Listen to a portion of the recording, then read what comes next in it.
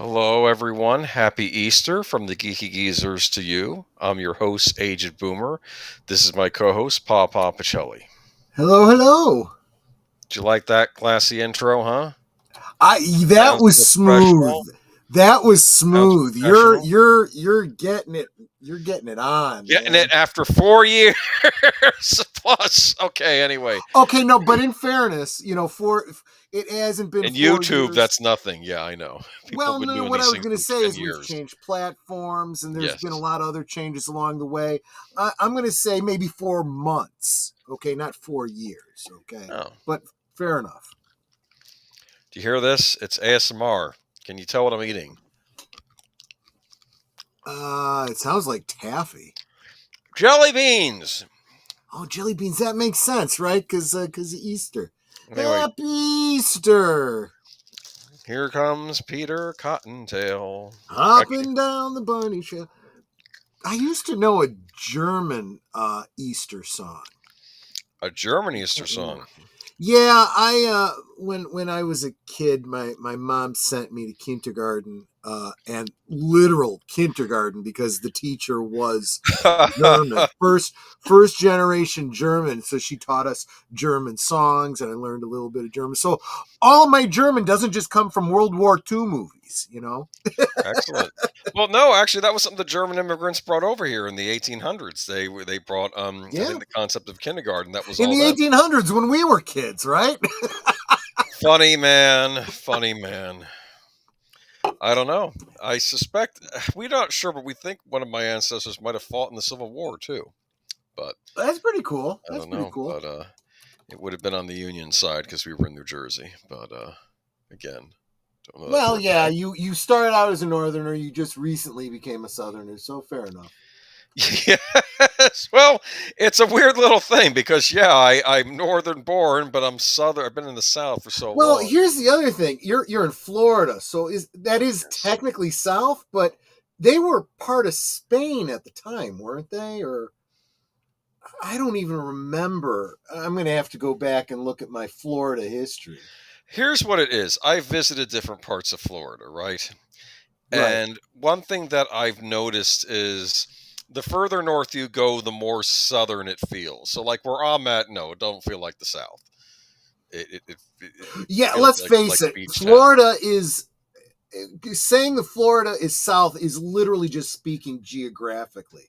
If you're Yes. talking about culture, it's all Eastern Seaboard people that have retired down there. But when you go So to it's North mostly northern Florida, it has more of a southern feel to it. I've been there, so yeah, because it's on the border of the like more Jacksonville, southern South states. and I Yeah, imagine yeah. Jacksonville was named after somebody who Mm-hmm. wasn't Michael. Anyway, but Well, yes. anyway, but yeah, let's see. Give me a moment here. Sorry, Easter was busy today. Let me just drag my You get some good notes. time with your family. Yes, I had a Good. roast chicken. A roast chicken for Okay. Easter. Well, I mean, what is there?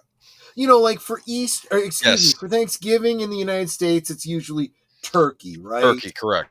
Yes.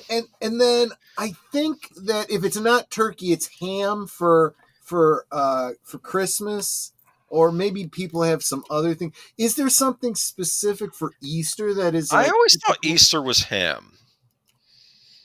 Okay, ham's fair. But I I'm don't not a see big why ham not. guy, so my family caters to me, which I tell them Okay. not to do. No, that's my birthday. Christmas, I think, can be any bird, or you could do a ham. At Christmas is pretty open ended. You could probably do a ham at Christmas too. But like some people do turkey again at Christmas. We sometimes have duck. Duck's gotten expensive though lately. Welcome FKHC 2005, otherwise known as Tim.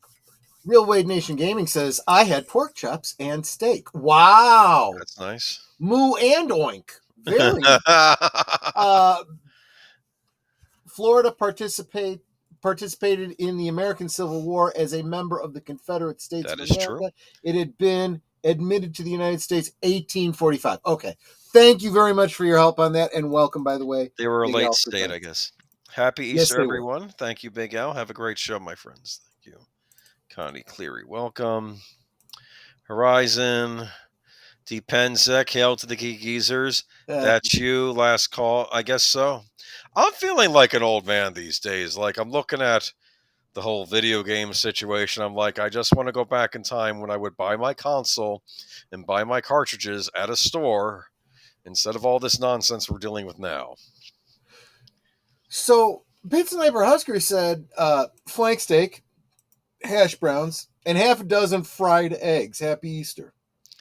Fried eggs are good. Okay. I had deviled eggs. It took me a second because I was going to say, you know, most people are deviled eggs or boiled eggs just because, you know, just because. Well, I figure eggs are Easter themed. We had the Easter Bunny is coming to town on earlier. You did over there? Yeah, no, wait a minute. That wasn't the one. It was Peter Cottontail. That's right. That's one with Vincent Price. I almost did Here Comes Peter Cottontail, but I knew that people would be busy. I had a lot of stuff I'm still kind of scrambling with tonight's streams and whatnot. But so we just did, you know, the 25-minute. It's the Easter Beagle, Charlie Brown. That's a good one. Turns out Linus was right. Real Wade Nation Gaming Clips, welcome. Pit Sniper Husker, welcome. Yeah. And Pit Sniper Green, excuse me. Connie Cleary, Joshua V. Anyone else who I might have missed? Well, here we are. Well,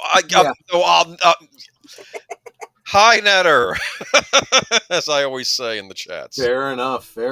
Sorry, I'm doing this from my bed this time, so I don't squeak as much. I'm trying a new thing out. You're literally in bed streaming. Is that no, I'm sitting up and I have a No. He is lying in bed. He's got like his laptop sitting on his chest. He's got, you know, his bowl of jelly beans next to him. Would never do that on my own stream. Not that I've done it on other streams I've been on where maybe I just want to lie down for a sec and say, yeah, I'm Fair enough. I'm being good. Being good. I always try to give good commentary. I believe actually I don't think he can do that when he's on my streams because like he's usually the guy in charge. It's weird. It's like the opposite. It's like I'm in charge of his streams and he's in charge of mine in some ways. I mean, you're not wrong, really. It's kind of true. Anyway, why don't you bring the presentation up, though? Oh, yeah. Do we have a good old days? We do. Awesome, because I don't think we talked about it. So there are two. I mean, there's more than two, obviously, movies you watch at Easter time. But I remember growing up with two. One was the Ten Commandments. We've covered that before. Yes. Which also doubles as a Passover. They're the most important part of the Constitution, right? No. It's a joke, everybody. Just playing around. I believe even God has a sense of humor. Is it disturbing? He made me. Is it disturbing that I identify with Ramses in that movie? There's a scene where Nefertiti tells him, "I'll marry you, but I'll never love you," and then he says, "Well, when does that matter?" And I in my head, I'm like a boss.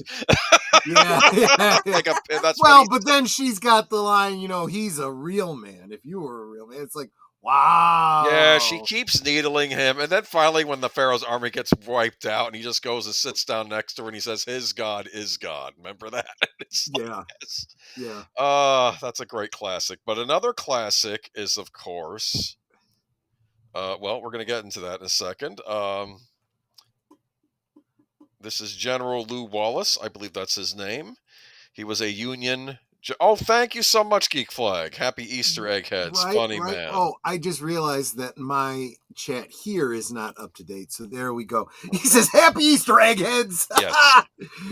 See, that is the toll to troll. You can call us eggheads because he gave us $5. You pay the toll, you get the troll.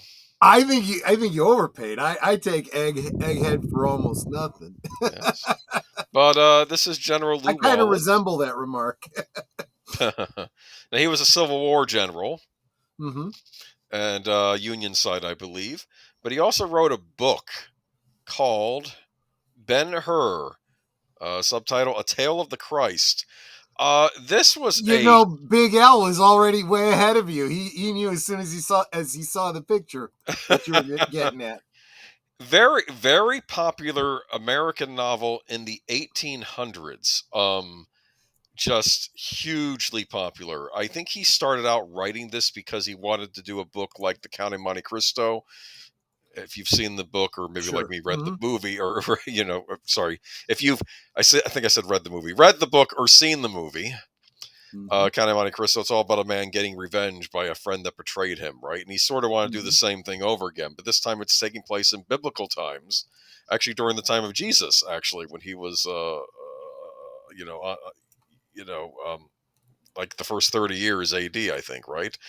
And what's interesting is, this book was a huge seller, and I think he started out writing this book, and he said he didn't start out as a Christian, but when he was finished writing the book, he declared himself a Christian, and he said he didn't claim a denomination, but he says that I'm a Christian, I'm a believer, and that's how he left it. Isn't that interesting? So through the process of writing the book, he gained faith. I thought that was interesting.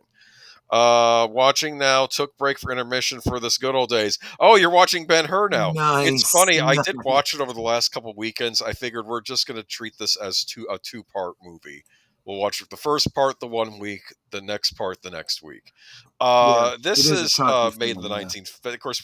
Of course, let me go over this a little bit. Ben-Hur, though, hugely popular book, became a hugely popular stage production in the late 1800s. Did you know this? Gosh, I can only imagine how they staged that. They had horses and chariots on the stage. Yeah.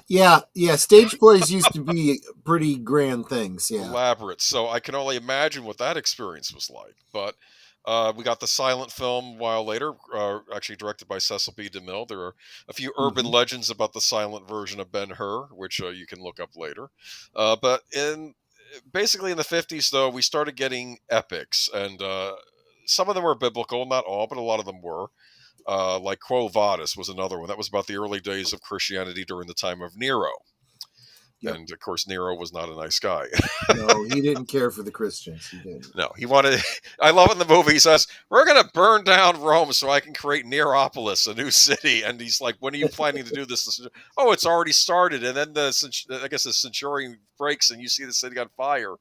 And I thought, oh, here's where they're going to do the intermission, and it didn't have an intermission. I'm like, you need intermissions in movies this long. That was a long movie. This is before they understood we need intermissions. But apparently, Quo Vadis, they had a ton of these Roman outfits left over, and they're like, what are we going to do with all these costumes? And then someone said, why don't we remake Ben-Hur? And so now we have Ben-Hur. This came out in 1959. In my opinion, this is like the big culmination of 1950s cinema. This is because they really were pushing. You have to understand, in the 1950s, there was this invention that started making into people's homes. It was called a television set. Yeah. Movie studios were terrified. They're like, who's going to come out to the movies now? They can just stay at home and watch movies on the TV. So then they decided we're going to start making movies grander. We're going to have widescreen movies that go around all around the cinema. My Dad used to tell me stories about going to some of these theaters. They were very impressive. Must have been like the IMAX of its day. Basically, yeah. Kind of, if I had to compare it to something modern, I would do it like that, yeah. And the idea is color film, because televisions weren't color yet. Technicolor, they really were pushing it. Musicals were big. A lot of big Rodgers and Hammerstein's productions going on the big screen, but also a lot of epics. And epics took on many forms. You had like the Ten Commandments. You had Spartacus. Remember Spartacus? Oh, yeah. You had Giant, which was an American epic, so it wasn't a biblical epic, but it still had that epic feel. It took place in, I guess, the West. So Leslie Nielsen was considered for Masala early on, did screen tests. I think he would have been good as Masala, but I love the actor they picked. But let's get into this. This is Ben-Hur, came out. Here we have, to the left, we have Ben-Hur, played by Charlton Heston. To the right, we have Masala. I forgot who played him. It's interesting. They got an Irish actor to play Masala. A big thing with this production is they had to shoot portions of it in England. You know what the rule is when you shoot in England. You got to hire British actors. So they cast all the English as Romans, and all the American actors were Hebrews. You understand? Okay. Yeah. So it was It was and that's sort of where we got the thing of, oh, the English always play villains. Well, it's always because you have to hire English when you made movies, on sets over there. That's a great point. So Yeah, they wouldn't exactly. give them the leading roles, but they would still give them speaking roles. So they would get the Right, villain roles. That's where a lot of that right. comes from. Even when you look at Star Wars. I was just gonna say with Star Wars though, it's true. You had all the villains had British actors, but then again, so did Obi-Wan So did Kenobi. Obi-Wan Kenobi. So you could take it, maybe And this is the old Empire Republic. That's the accent they had over and there. if you pay attention, Leia affects a British accent when she Yes, is behaving in her official capacity. that's true. That's true. But this is, of course, kind of starts out as a revenge story. These are boyhood friends. I don't know if this is mentioned in the movie, but I believe in the book at least. I think Ben-Hur had saved Masala from drowning. Ben-Hur is a very, I want to say he's almost an aristocrat among the Jews in Judea. They call him like a prince of Judea. I don't think he's like an official prince, but he's treated like one, right? Right. And this is his best friend from childhood, a Roman. And he comes back as a tribune and to take over the tribune, and he asks, how can I, what do the Jews want of us Romans? What can we do? And he says, leave Judea. That's what he said. And of course Tiberius was emperor at the time. He was not such a nice guy. Right. And but you know Ben-Hur, he doesn't believe in violence. He says, I don't believe in having my citizens, attacking Romans. We don't. You shouldn't do that. But he also thought the Romans should leave. This is their country. You're kind of being Invader. oppressive to Yeah. them. Yes. So eventually, Masala gets angry because Ben-Hur won't out people that were, speaking out against Rome. So their friendship kind of dissolves. And then the new governor shows up, and the new governor shows up, and Ben-Hur and his younger sister are looking from atop the roof down at the new governor coming. His sister kind of presses on one of the tiles. It's loose, comes loose, hits the ground. The governor's horse neighs. The governor falls over and hits the wall. Judah Ben-Hur is basically like, I'm not gonna, I'll take responsibility for this. And the soldiers show up at the house. He says, look, it was an accident. The tile was loose, and they still arrest him, and they arrest his whole family, even though he was the one taking the blame. He's saying, look, at least leave my mother and sister out of this, but they won't do that. And he pleads with Masala, saying, the tiles were loose. And Masala actually goes up to the roof and actually sees for himself that the tiles were loose. So Yeah. Masala could basically, absolve Ben-Hur of this crime because he had the proof. But Masala instead decides, no, I'm going to send you to the galleys and leave your mother and sister in prison because Yeah. people will see that and they'll fear me. If I could take my childhood best friend and turn him into a slave, no one will dare stand against me. So a big betrayal, right? Remember Absolutely. But that's what makes for great stories like this. that? Yeah. So he's the big antagonist of this, and here he is. And this is interesting. I mean, I missed the part, but while he's on the road, almost dying of thirst. And all the slaves, the Romans are drinking for the water, and then the slaves finally get to drink water, and the one Roman guard says, "None for him," no water for him, and he's on the ground. He's and he's calling out, "God help me!" And then, of course, someone comes over and gives him some water. And do you remember who that was? I do not, actually. It was Jesus. Jesus is there. You only see him from the back. You don't see his face, and he hands him water, and then the Roman soldier says, no water for him. And Jesus just kind of stands up and looks at the Roman guard, and the Roman guard just kind of backs off, like not really. They don't even say anything. It's just that's enough of the scene. But he still ends up getting into a Roman galley, and there's this great scene with the galley ships fighting pirates from Macedonia who are raiding Roman ships. And Ben-Hur actually saves the I guess the Roman admiral here, or the general, whoever's in charge of the fleet. He saves him from drowning, and and so he actually believes Ben-Hur's story about not killing his not trying to assassinate the Attacking, Roman yeah. governor and Yeah. pleads before the emperor, look, this man's innocent, I'm sure of it. So the Tiberius says, look, since it's kind of odd that he would save you but then attack the governor, says I'll leave him to you to do with what you will. He's your property now. So Yeah. and eventually I think he adopts him as his son, giving him his freedom. So but in the meantime he trains as a charioteer. I'm kind of reiterating the whole plot. And he finds out from this Arab merchant that This masala this is is where you need the trigger warning or the cultural whatever, what right? cultural whatever. I don't think anyone in this movie is treated with disrespect. Even the Romans are more nuanced than you think they'd be. You figure, oh, the No, Romans you are you just put evil. you put makeup on somebody to make them darker to play a different ethnicity, and all of a sudden, everyone loses their minds. I know. It's like I was having I'm not going to say who I was having an argument with, but there was the movie called The Wind of the Lion where Sean Connery plays Uh huh. an Yep. Arab from the Middle East who falls in love with Right. the American woman. And I was trying to explain, look, they really originally wanted Omar Sharif, but he was busy. They were going to pick Yeah. a man of Egyptian descent, but they couldn't find it. It's not like they were purposely trying Yeah. to exclude people. Never mind. You know what I'm saying. But there are snowflakes here. Trigger warnings not There are necessary. no snowflakes here, Troy. Trigger warnings are not necessary. I'm just saying that I could see someone making that argument so that every physical media and every stream of this would have to have the warning. I don't know That's that. what they do these days. I don't know that Charlton Heston was of Jewish descent. I don't. Maybe he was. Maybe he wasn't. I don't know. I know that the actor playing Masala was Irish. He wasn't Italian. So it's I know it's movies. none of them were. But boy, you darken someone's skin so they could play a different ethnicity, and suddenly everyone loses their minds.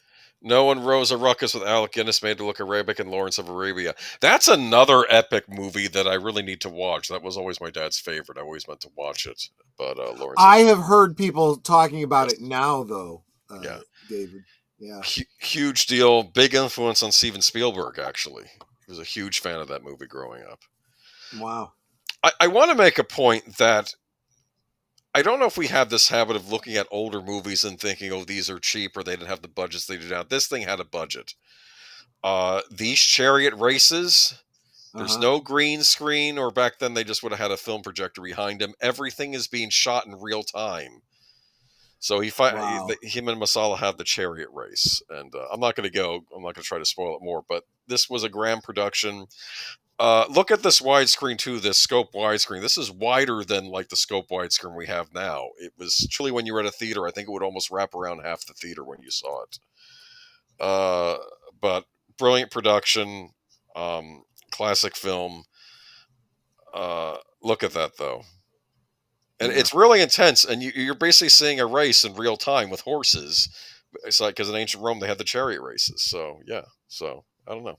You've seen Ben-Hur, right? I have. In Okay. fact, I think I saw it on Big Al Presents Yes, I channel think we did. one Yeah. time.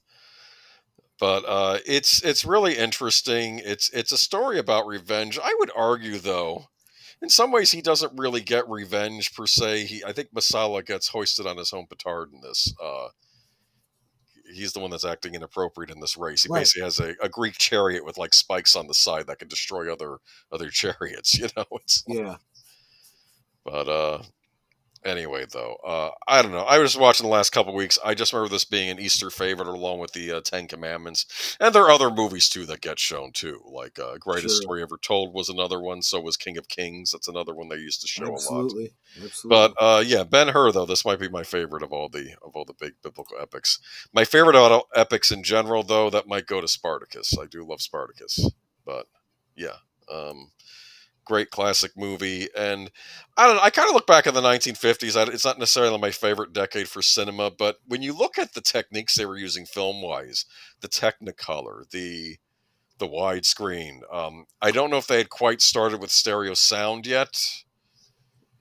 I know that began with Walt Disney's Fantasia, but I don't know how much it was adopted. But I imagine these theaters must have had halfway decent sound systems.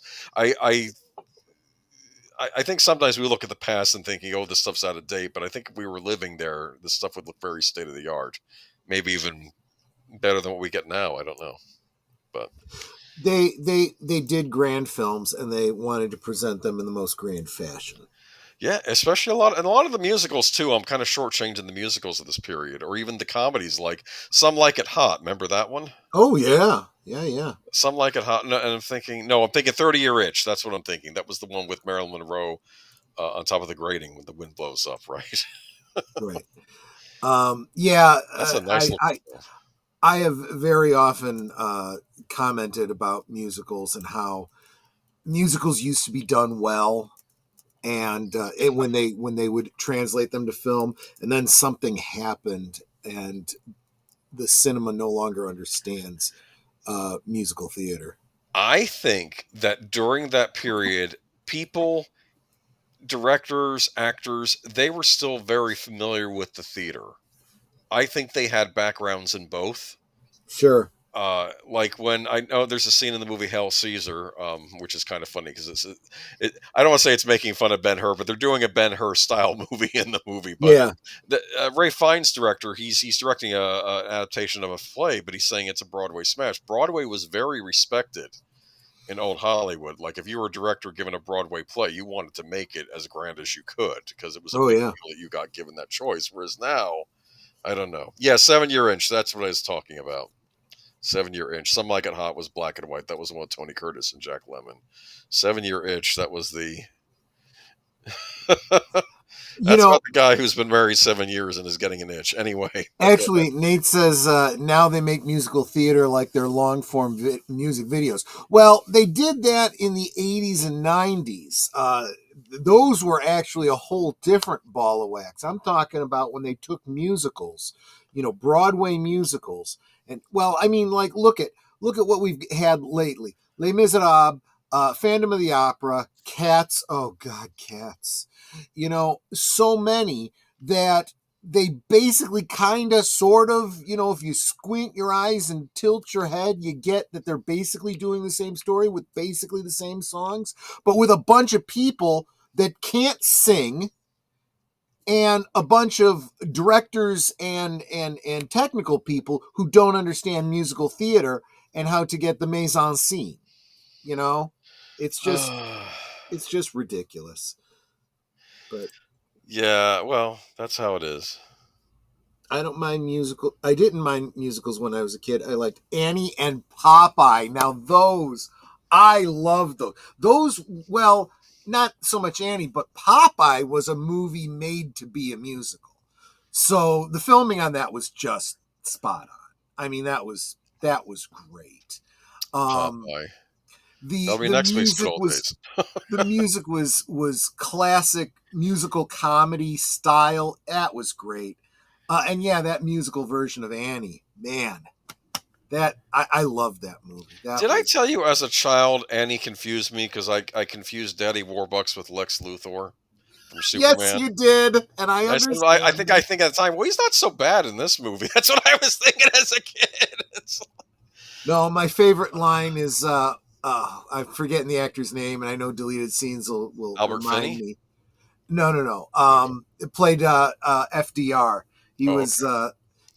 the grandfather on Gilmore Girls. He's playing Oh, Richard FDR, something. Yeah. and Annie is singing Tomorrow. And as they get to the bridge, he turns and goes, "Sing, Oliver. That's an order from your commander in chief." Oh, that's funny. That's funny. But yeah, I think someone in the chat was mentioning 7 Year Itch and this were from the same director. That makes sense because that was another glorious looking movie too, even though it's a comedy. 7 Year Itch. Okay. Uh, Darth Plato, I guess I would count it as a musical. I think though that that's kind of the kind of movie I was thinking about when I was thinking about those, what Nate was calling, long form music videos. It's a film where they just throw in, more or less pop musical songs. I would even say the same of the Prince movies, which I also really loved for what they were. Yeah. Edward Herman, yes, thank you so much. We did do a good old days for him. Well, you Indeed. should hear Troy's rants, though. The older musicals were pure entertainment. Well, people argued about what they did to Les Mis because the actors they had in that could sing. It was just the fact that Yeah. the director rode them horse, basically, right? So they couldn't. Oh gosh, yeah. I mean, Les Miserables. Yeah. First, there were so many things that were misfilmed. I understood what he was going for, but he got it very, very wrong. And absolutely, Anne Hathaway and what's his name, Hugh Jackman. I've heard them sing a number of the songs from the play when they weren't actually performing, when they were just doing it cold, and they were beautiful. But yes, he would have them do the same song over and over and over again till their voices were completely hoarse, and it sounded terrible. It's like, what are you doing? You know? And I even was very, very critical of what's the bloke's name who played Master and Commander? Russell Crowe. Russell Crowe. I said, this guy can't sing either. Only come to find out he's in a band and he's the lead singer for him. And I'm like, yeah, okay, he is talented. They probably treated him the same way they treated Hugh Jackman on this. It just sounded terrible. Yeah, he has a better voice than what you hear in the movie Geek Flex. Yeah. All right. But that was Ben-Hur. Classic. And you Great should watch movie. it. Yeah. Watch it. Happy Easter, everyone. It's got a great Blu-ray release too. I think I have the DVD instead of the Blu-ray though, which was made by Warner Brothers, so I'm sure it's falling apart as we speak. Anyway. Anyway. Right. No, it kills me because I have like a double pack, the Ben-Hur 10 Commandments double pack, and it was a nice little set. But fortunately, we have some in remembrances tonight. Yeah, Wink Martindale. Yeah. So one of TV's most beloved game show hosts, whose name became virtually synonymous with the professional, died Tuesday in Rancho Mirage, California. He was 91. His death was announced by a spokesperson for Martindale's family. No cause was given, but the statement said the host of such classic game shows as Tic-Tac-Dough, High Rollers, and Gambit, as part of a 74 career in radio and television, was surrounded by family and his beloved wife of 49 years, Sandra Martindale. I feel kind of bad. They almost made it to 50. Oh, well. When you hear they don't give a cause of death, but he's 91 and he was surrounded by friends and loved ones, you know that he was ill. And, yeah. It was just they knew his time was short.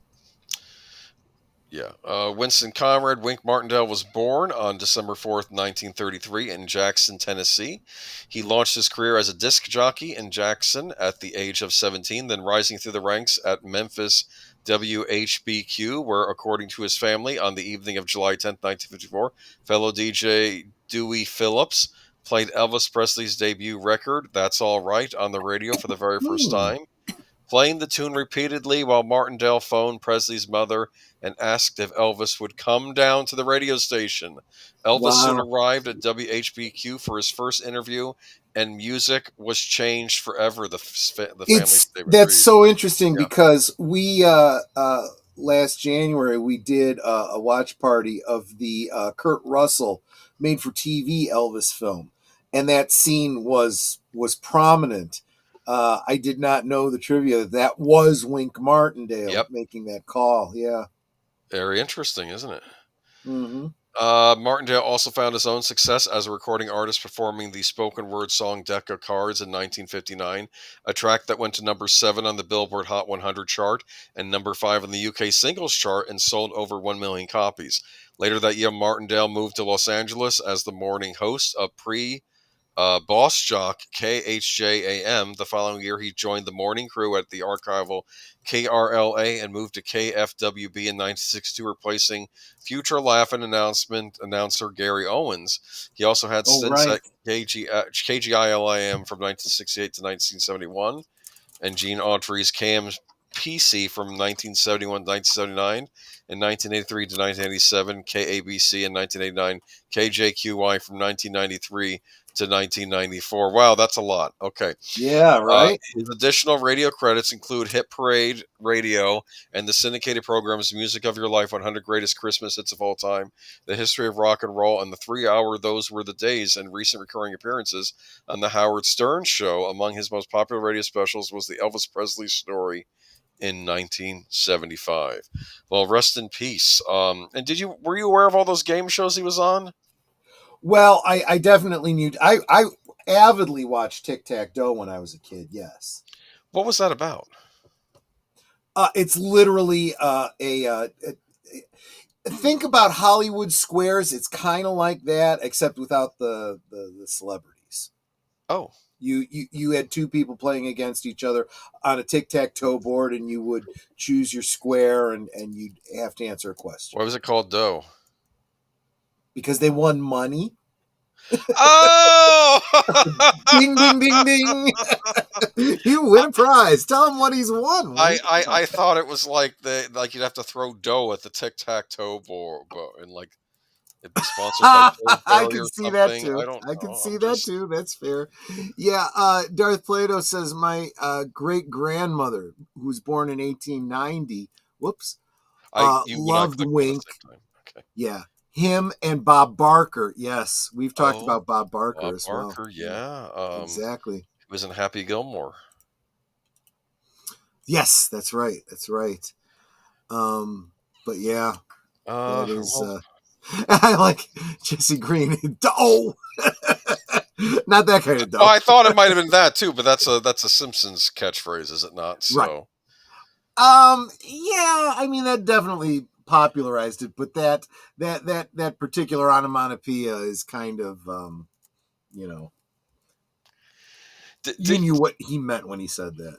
Did you ever see this? There's a Simpsons episode where I guess Bart was sort of becoming Mr. Burns' new protege or adopted son to inherit his fortune, and he says, "Your family doesn't want you anymore." And he showed like a video camera going to the house, and you see Bart, and you say Homer Simpson going, "I do not miss Bart at all." And like I think Mr. Burns goes, someone goes in there and yells at him and says, "No, no, no, no." Like I think he says Plo when he drops something. He says, "No, Mr. Simpson says oh, not Plo." And then then the guy lifts off the mask and it's Michael Caine, and he's saying, "What am I doing here?" Because he was hired to play Homer by Mr. Burns for that scene, and it's just I don't even know if that was so Michael Caine's voice. It might have actually been his voice. But I could tell that's Michael Caine. I could tell that's who it was supposed to be. Because Michael Caine, I love him, but he was known for being a great actor that was in some terrible movies, right? That's right, he would Darth take Plato. Anything that gave him a paycheck. Doe originated with Laurel and Hardy. I think, yeah. One of the frequent extras said it all the time, yeah. And it wasn't just there. I mean, it became, well, maybe it started there, I don't know. But it was part of culture, and it's kind of hung on.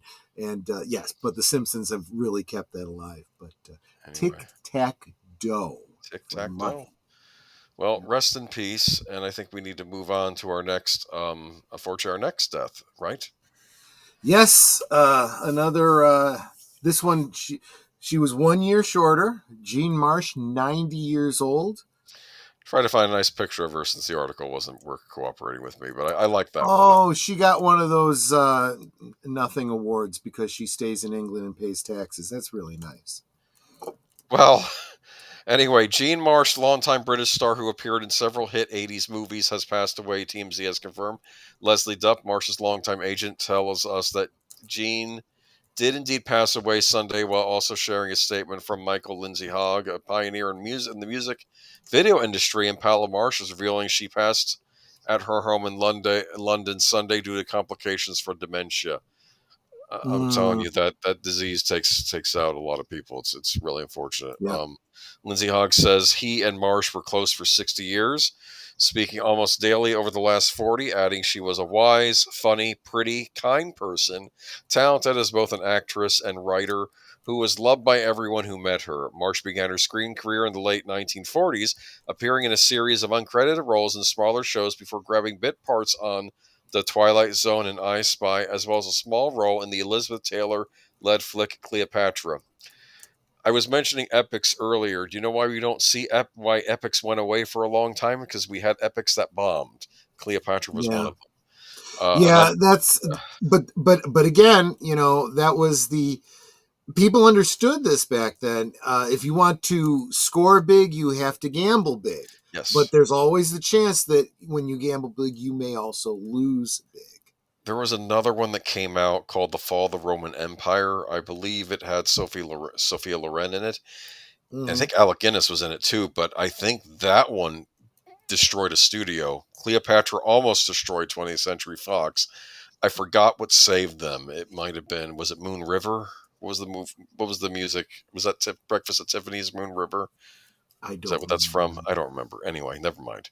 I don't know what I'm talking about. Anyway, Gene grabbed Britain's attention in the mid 1970s by creating the show Upstairs, Downstairs, a drama Yep. following the affluent Bellamy and their servants, not unlike Downton Abbey.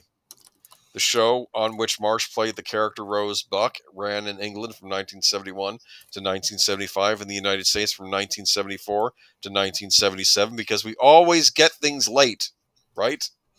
Yep. From England, netting Marsh 2 Golden Globe nominations and 3 Emmy Awards, winning one of the latter awards in 1975. During the 1980s, Marsh grabbed several prominent roles, including playing the villain Queen Babmorda in Ron Howard and George Lucas's fantasy drama Willow, and playing several recurring characters in the classic Doctor Who series.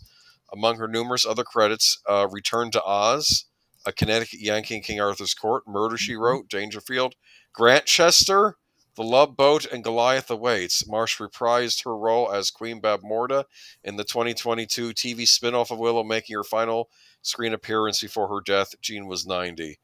I'm sorry that was the last thing she starred in, but oh well. It's funny how they mentioned how she was a very nice woman in real life, probably the opposite of her persona of Queen Babmorda, right? Yep. And as Darth Plato points out, she had been married to John Pertwee. That's interesting. I didn't know that. Mm-hmm. Uh, I'm trying to think. Sound of Music helped save Fox. Sound of Music. Okay, I forgot what saved Fox. It was Sound of Music. Okay, I was confusing with Breakfast at Tiffany's. But it was Yep. better than Netflix It gave was a Blatcher. lie Oh, I'm not because of saying it the. was a bad movie. I'm just saying that it bombed. Sometimes a movie that bombs isn't necessarily bad. It's Yeah. so I'm Sometimes afraid. Yeah, there's different reasons a movie bombs. Sometimes it's a great movie, but the marketing is the marketing department falls down on it. Not enough people know about the movie, or they yeah. It misunderstand what the movie is. was a big part for We've seen that Elizabeth way too Taylor, as I much. recall, in that movie. Rest in peace, Jean Marsh. Though I'll have to figure out who she played on Doctor Who now that I'm rewatching the older shows. I'm Interesting. sure she must have had some role. Yeah, Okay. exactly. A lot of people just played, a single role, didn't return. Yeah. Moving on to an update on Michelle Trachtenberg. We did mention this a Yep. few weeks ago. I'm not going to spend too much time on this. Right. We do miss you, Michelle. But let's go down to what it said. We finally have a cause for her death. Michelle Trachtenberg died due to natural causes as a result of complications from diabetes mellitus. The New York City Office of Chief Medical Examiner confirmed the results to people on Wednesday. Per the Mayo Clinic, diabetes mellitus is a group of diseases that impacts how the blood uses glucose. Trachtenberg was discovered unconscious and unresponsive in her Manhattan apartment on the morning of February 26th. The Harriet the Spy and Buffy the Vampire Slayer actor's family had declined an autopsy at the time after NYPD determined that there was no evidence of foul play or criminality. So now we know how she died. Yeah, and it also explains, the way she looked, that she was losing weight. Um, if you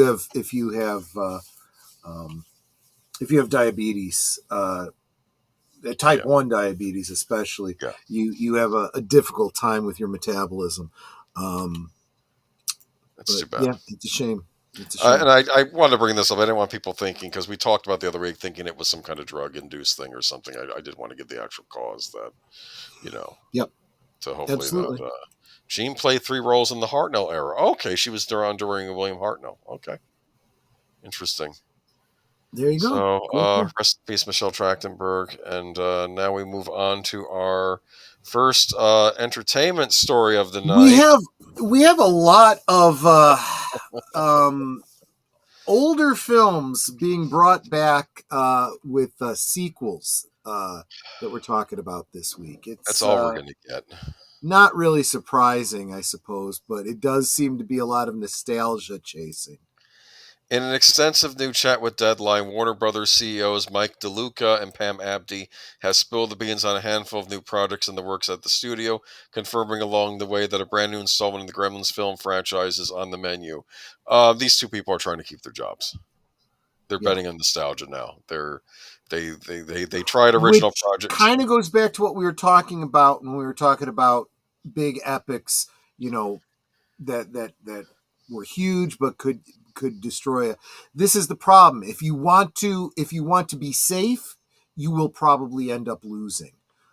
Even if you win, you're not going to win big. You have to take chances, and nobody wants to take chances. So honestly, I don't care. They deserve to lose. Well, they would argue we did take chances. Mickey 17 and Joker Fillet of Fish, and nobody went to see them.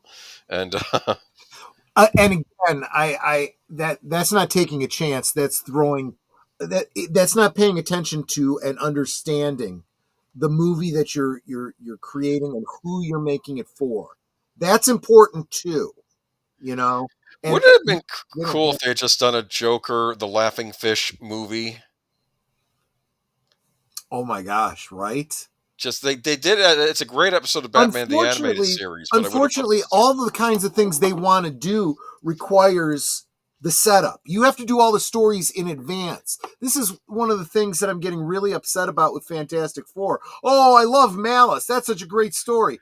Yeah, well, you need to build up to that. You don't start with that. It's like the dingbat that decided I want Superman and Batman to fight like in The Dark Knight Returns. Well, The Dark Knight can't return if you're just introducing him.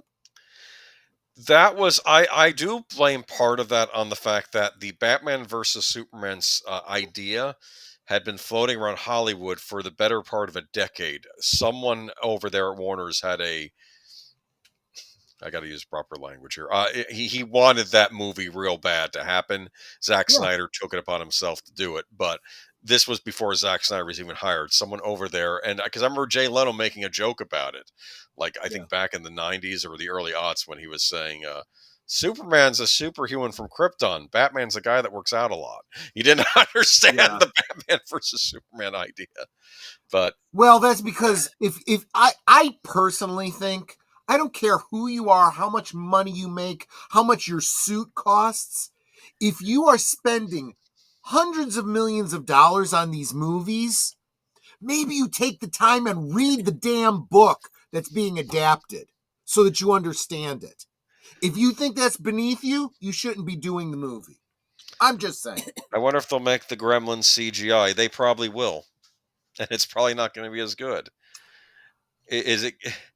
It depends. I mean, look at Jurassic Park. You know, they use CG, but they also used a lot of practical effects.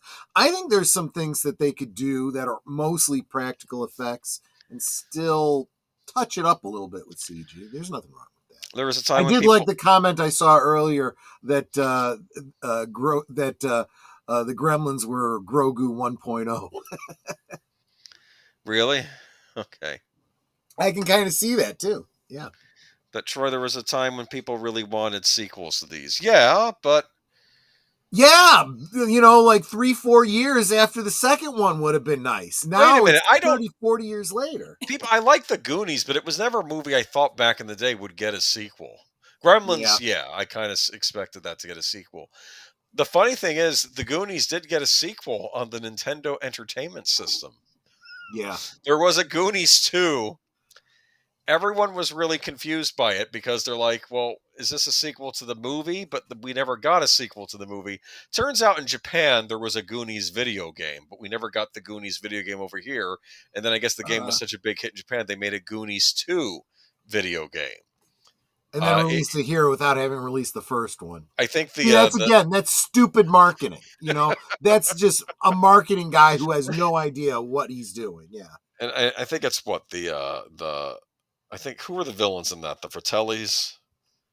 I don't I think they were remember. still the bad guys, but there were a lot more members of the family than just the two boys. It was like a whole army of like gangsters, basically. Gremlins actually, as a franchise, could really work. I Sure, think it could.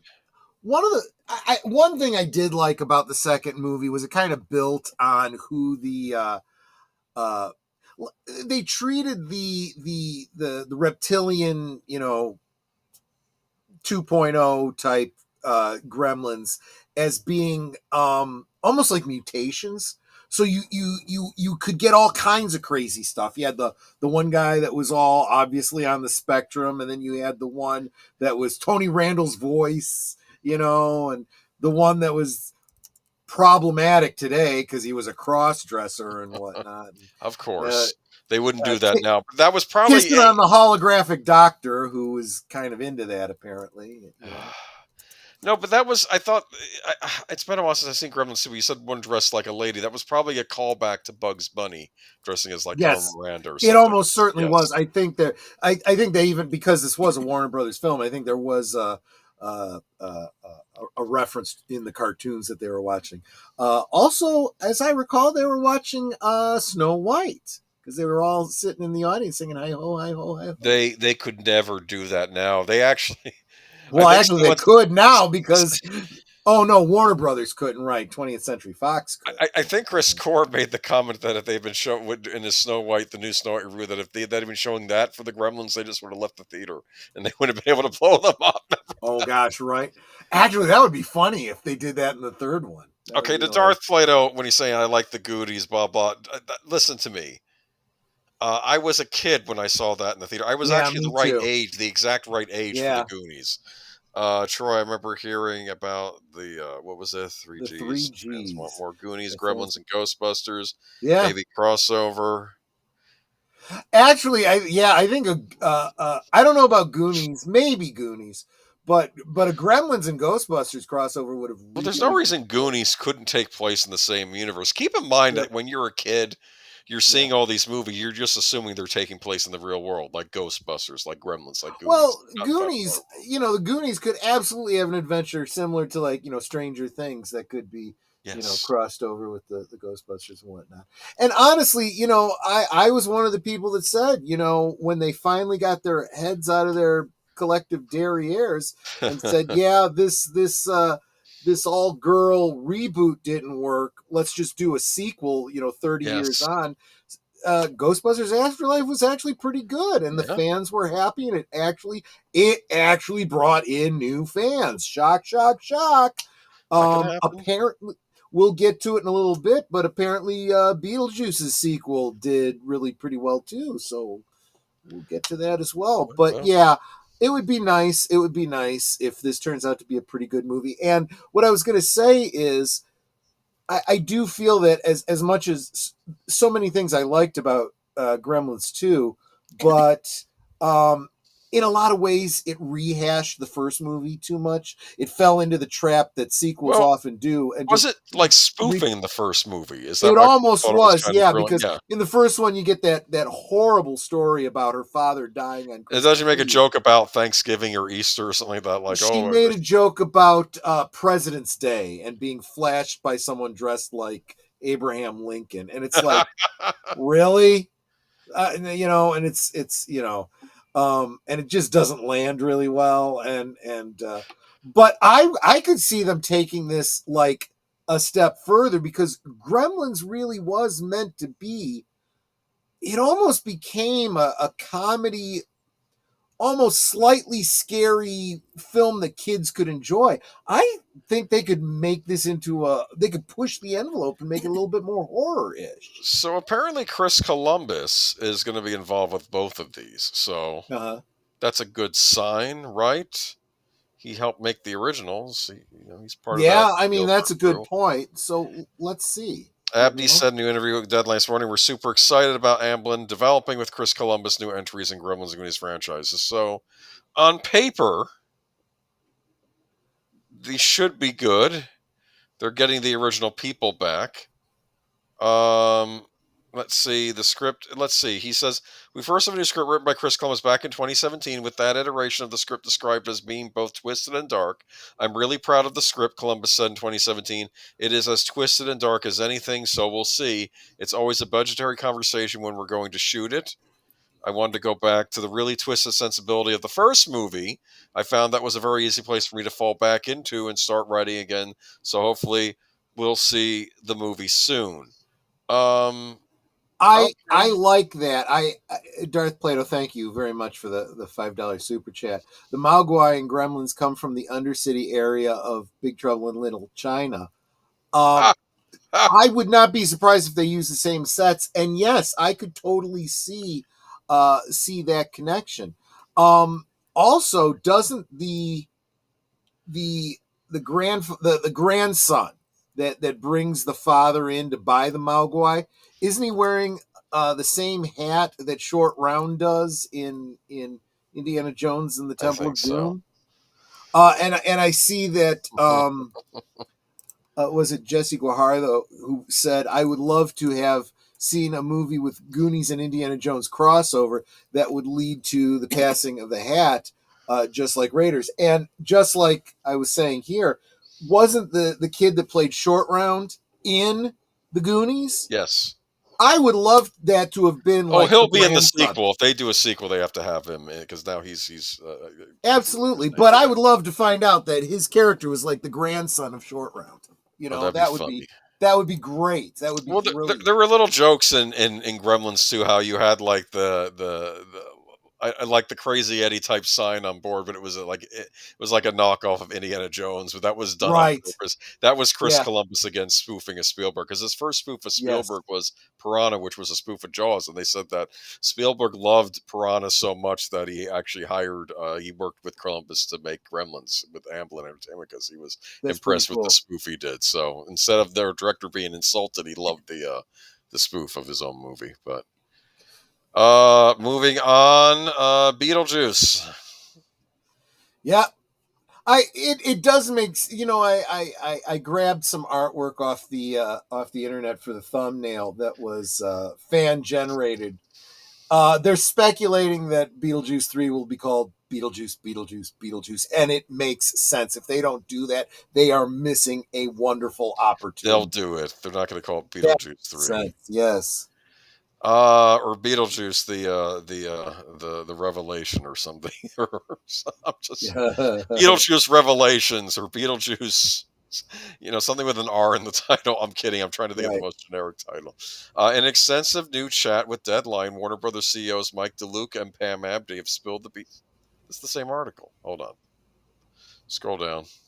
Here we go. Here we go. Beetlejuice 3 being development gives Tim Burton his best chance at a longer awaited career first. In a simultaneously unexpected and not too surprising move by Warner Brothers, it's been confirmed that Beetlejuice 3 is already in development, which could give Tim Burton a major career first with his franchise. After a series of moderate box office successes and some notable disappointments throughout the 2010s, Burton returned to movie directing for the first time since 2019's Dumbo with 2024's Beetlejuice, the sequel to his classic 1988 horror comedy Beetlejuice. Though its announcement was initially met with both skepticism and excitement, Beetlejuice 2's that's not the title. 451 million box office haul and positive reviews gave Tim Burton a long-awaited comeback.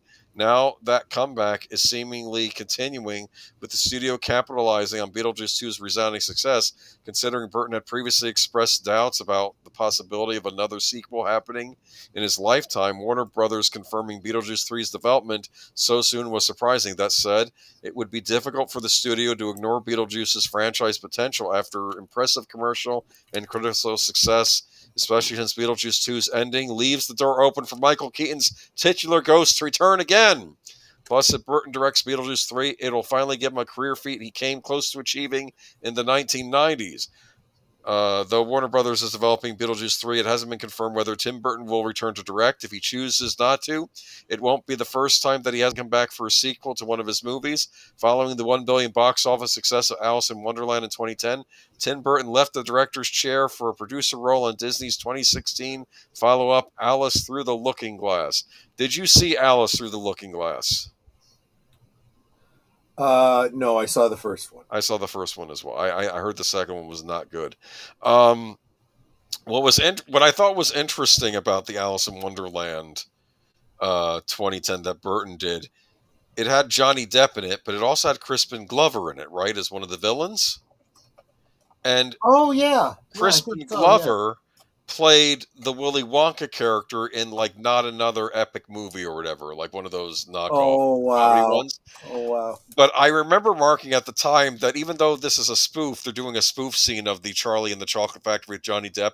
I thought that Crispin Glover actually played a really good Willy Wonka. And That- then it came, yeah. and I suspect that Tim Burton also saw that and realized, oh, he's really good.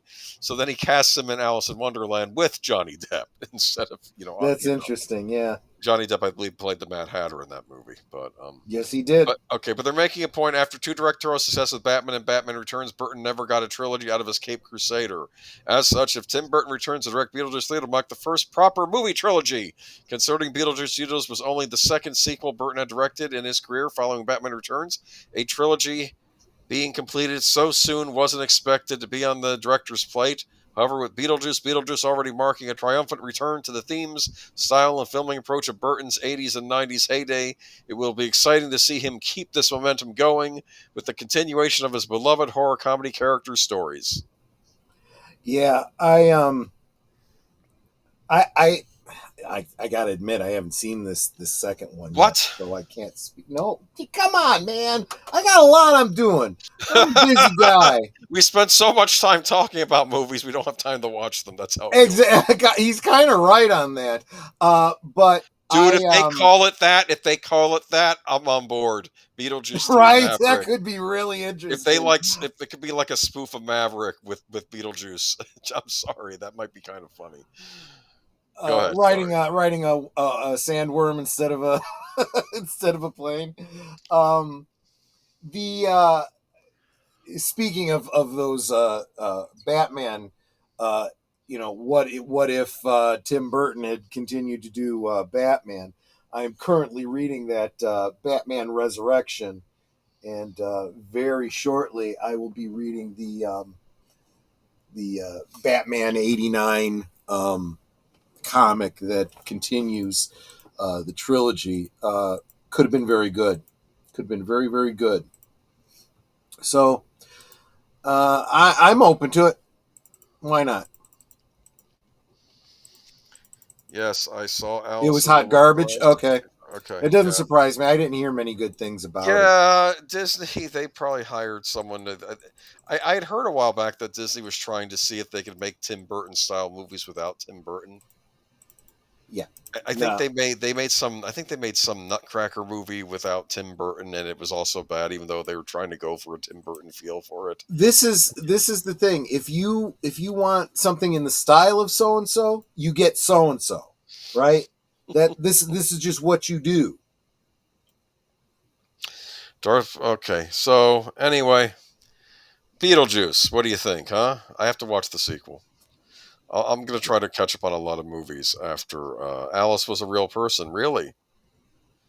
Did she look like the Alice from that Tom Petty music video? I like that. That was Paulina Porniskova, wasn't it? Oh, maybe, yes. Okay. Yeah, no, it was Alice Liddell was her name. I thought this is a nice picture for Easter. See the nice blue sky, the flowers, and oh my, what is that? I mean, it's kind of a resurrection, right? Not really. Well, here's the thing. I was having this argument earlier too. Are the things in 28 Days Later technically zombies? I know we want to say they're zombies, or are they just infected people? That's a good point, because the virus. whole storyline was it was a virus of people that were alive that contracted an illness, and then yeah, I get why people call them zombies, because they're creepy. They like function zombies, as zombies, yes. But are they really just infected? I mean, that's Right. another word I use for these. Is it zombies or is it infected? Well, here's another thought, though. What does it mean to be a zombie? You have to be dead. No, wait a minute. That's not really where the zombie comes from. The zombie Mm. comes from Haitian Oh culture. yeah, there's that. Yes. And where it is basically this, where some chemical is used to affect a human being that strips away their humanity. That's what, and they are in the hoodoo culture. They are controllable by a powerful mage. But this idea of a creature that dies and then is brought back to life, that's a little bit more of a more modern version of a zombie. And we've Right. kind of correlated that with mummies and vampires that literally are dead and then come back to life. As You're right. This is more like a scientific version right. of a a Haitian zombie. Maybe this is someone who got a bad dose of Ozempic. I don't know. I'm just saying Ooh. that was a bad choice. Well, it looks like it worked. I mean, Zombie came from a real it person who just was there are murdered. Oh, some side interesting. effects. Side effects may involve excessive weight loss, skin irritation, hair loss. Bleeding from the eyes, and trying to eat your neighbors. Yeah, well, there's that. Okay, so I saw this trailer this week. The brand new official trailer for 28 Years Later has been unleashed by Sony here in the dead of night, giving us a better look at director Danny Boyle's sequel to both the original classic 28 Days Later and its first sequel 28 Weeks Later. Watch the new 28 Years Later trailer now. The long-awaited Yeah, sequel to 28 Days Later and 28 Weeks Later puts Danny Boyle back in the director's chair with Alex Garland of 28 Days Later Ex Machina Annihilation scripting. 28 Years Later will be unleashed in theaters on June 20th, 2025, with the second installment of this new trilogy of infection tales already dated for the theatrical release of January 16th, 2026. It's titled 28 Years Later, The Bone Temple, and is directed by Nia DaCosta. I take it of who directed Candyman. I take it I don't want to go to the Bone Temple. That sounds like a not good it place. doesn't sound like a happy place. No. That's true. And 28 years later, it's been almost 3 decades since the rage virus escaped a biological weapons laboratory. And now, still in a ruthlessly enforced quarantine, some have found ways to exist amidst the infected. So this is interesting, I think. They said that it came out of a laboratory, but I think that's misinformation. I I know. think that's fake news. They should have that. They should have that in It the. it it, Does it, some it news came person from saying that's it fake news came or from something? someone eating bats or something. Yes. What was fascinating about the original 28 Days Later, I did see that in the theaters when it came out, was that first you have these animal rights activists breaking in, and of course they're annoying, but at the same time, Right. why are these scientists creating a rage virus and infecting animals with it? What's the reason for this? It's like, Well, and let's face it, over the past 5 years, we've been talking a lot about that, where people are trying to justify creating diseases that they shouldn't be creating yeah, against international law, and then saying, "Oh, right. we're doing it in case someone else invents it, so we'll have the cure." Well, you've created the disease, you don't have the cure, and you've done exactly what you're not That, supposed to that do. was that was the plot of Mission Impossible 2. Did you know that? They decided, I want to create a hero, but the scientist says, I want to create a hero, but in order to create a hero, I had to create a villain. So he creates this horrible disease, right? And they're going to Right. transfer it. I think the idea was they're going to bring it over to the CDC, but instead, a Yeah. bunch of terrorists steal it from him, and they're going to unleash it on the world. That's why Ethan Hunt has to go after them before they unleash this Right. horrific virus that has no cure on the world, basically. And 28 years later, it's been almost 3 decades since the rage virus escaped. Here's what I find interesting about this plot line. There are areas of the world that have it's almost like a halfway point in zombie movies. Like in some zombie movies, they stop the zombies, and others they take over the whole world. In this, they were able to quarantine off the area where these things exist, Yeah. but also any humans living there can't leave. They're Right. stuck there. So they had to figure out a way to survive because the government That is an abandoned them, interesting basically. way to Yes. extend out the story. Yeah. Yes, that's actually very interesting. So, this might be good. I wasn't such a huge fan of the sequel Weeks, but this one sounds better. But you see, one such group of survivors lives on a small island connected to the mainland by a single heavy defended causeway. When one of the group leaves the island on a mission into the dark heart of the mainland, he discovers secrets, wonders, and horrors that have mutated not only the infected but other survivors as well. Oh, so something's gotten worse. See, this one might be what I'm looking forward to. I think. It sounds like they're trying to do something different. So Yeah. that in and of itself, it merits investigating. Oh, okay. Oh, yeah. Okay, they did have the cure. You're correct, Nate. Yeah, they had the cure. They were going to unleash the disease on the public and then sell the cure as like a, I guess, a ransom thing. That's what they were planning to do. I remember now. But I like Mission Impossible 2, underrated movie. But I'm zombied out at this point. I get you, Darth Plato, but I'm kind of zombied out of, let's be blunt, Walking Dead and what's the other one? Last of Us. But I might give this a chance. Thank you, Darth Plato. That's funny. You want zombies? Go to California. Yeah. I've been seeing a lot of states starting to put out T-shirts like Tennessee. Don't California my Tennessee. I have to admit, though, this still shot's creepy because look at this. This is like an Yeah. idyllic day, blue sky, but there's this horrible thing in the middle of it all. It's like, Yeah.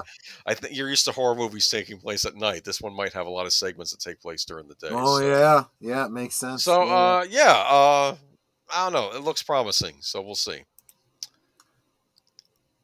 Moving on to Gundam, I did not watch the trailer for this. I meant to before the stream, but it's Easter Sunday. I was busy. Fair enough. Okay. Sci-Fi Saga is back now, thrilling fans on Netflix. That remains to be seen. Yeah. I Yeah. kept thinking, We're talking about Netflix here. I don't tend to be optimistic when it comes to something announced by Netflix. oh shit, I'm more. I presume this is gonna suck. This is gonna be all girl boss, and and it's all the chances are men's fault. they're gonna kick the canon of Gundam out the window, Who knows? and It's it's gonna hard to suck. say. I mean, I know the last Gundam thing they did. I didn't look. I didn't like the looks of the characters. Like you had women with the bull rings in it, and I think these are being made by Japanese studios, but they're remade to order. I don't know enough about this. Okay, but this is being positive for fans of epic space battles and towering robots. The return of a beloved sci-fi franchise is nothing short of exciting. After more than 4 decades of shaping the mecha genre, Mobile Suit Gundam is making its grand comeback. It's always making a comeback. There's Yeah. always a new Gundam thing. They did a movie a couple years ago, which I've yet to watch. Which was a redo of an episode that the director thought was so poorly animated he never had it released outside of Japan, but he remade it as a movie, which I thought was interesting. Mobile Suit Gundam Requiem for Vengeance. This revival is set not only to reignite the passion of longtime fans, but also introduce the world of Gundam to an entirely new generation. Right, they're making it for modern audiences. I don't know. See, here it is. I know I'm coming off. We're coming off as negative. I don't know anything about this. I don't like the fact that it's CG. I'd rather it was more anime style, but I don't know. I mean, I mean, what are you gonna do? I mean, is this live action or is this just like I think it's computer game it's graphic? computer animation. Like Oh God, this is Japan's Star Wars.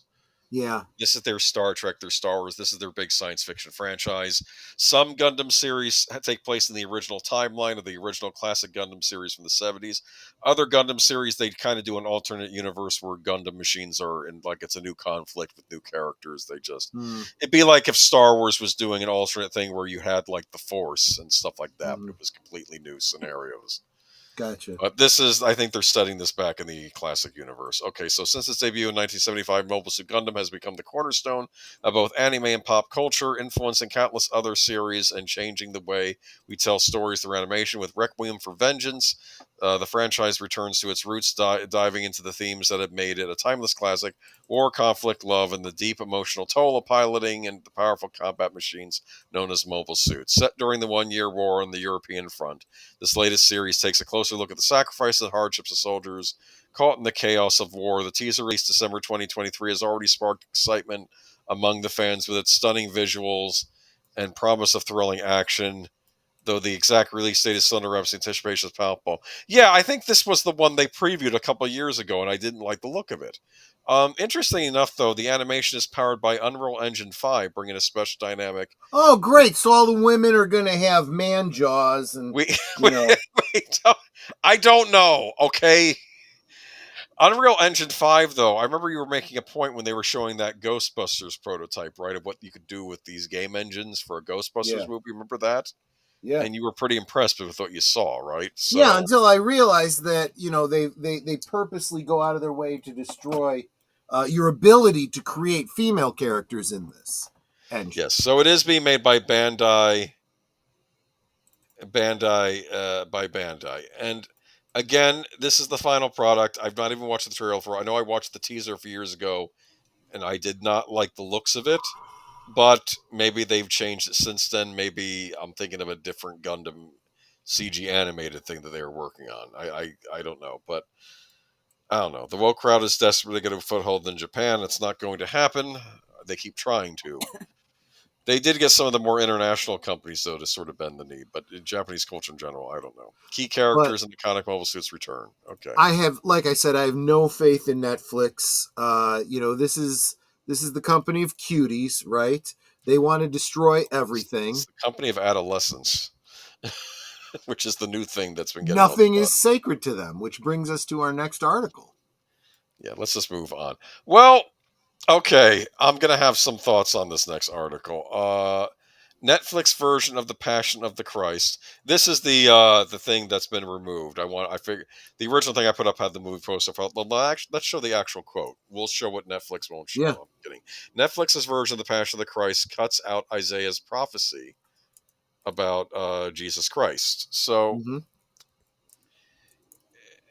This is an odd one to me, though. Numerous individuals are reporting that Netflix's version of Mel Gibson's masterful film, The Passion of the Christ, cut out the prophecy from Isaiah about Jesus Christ that is typically seen before the film begins.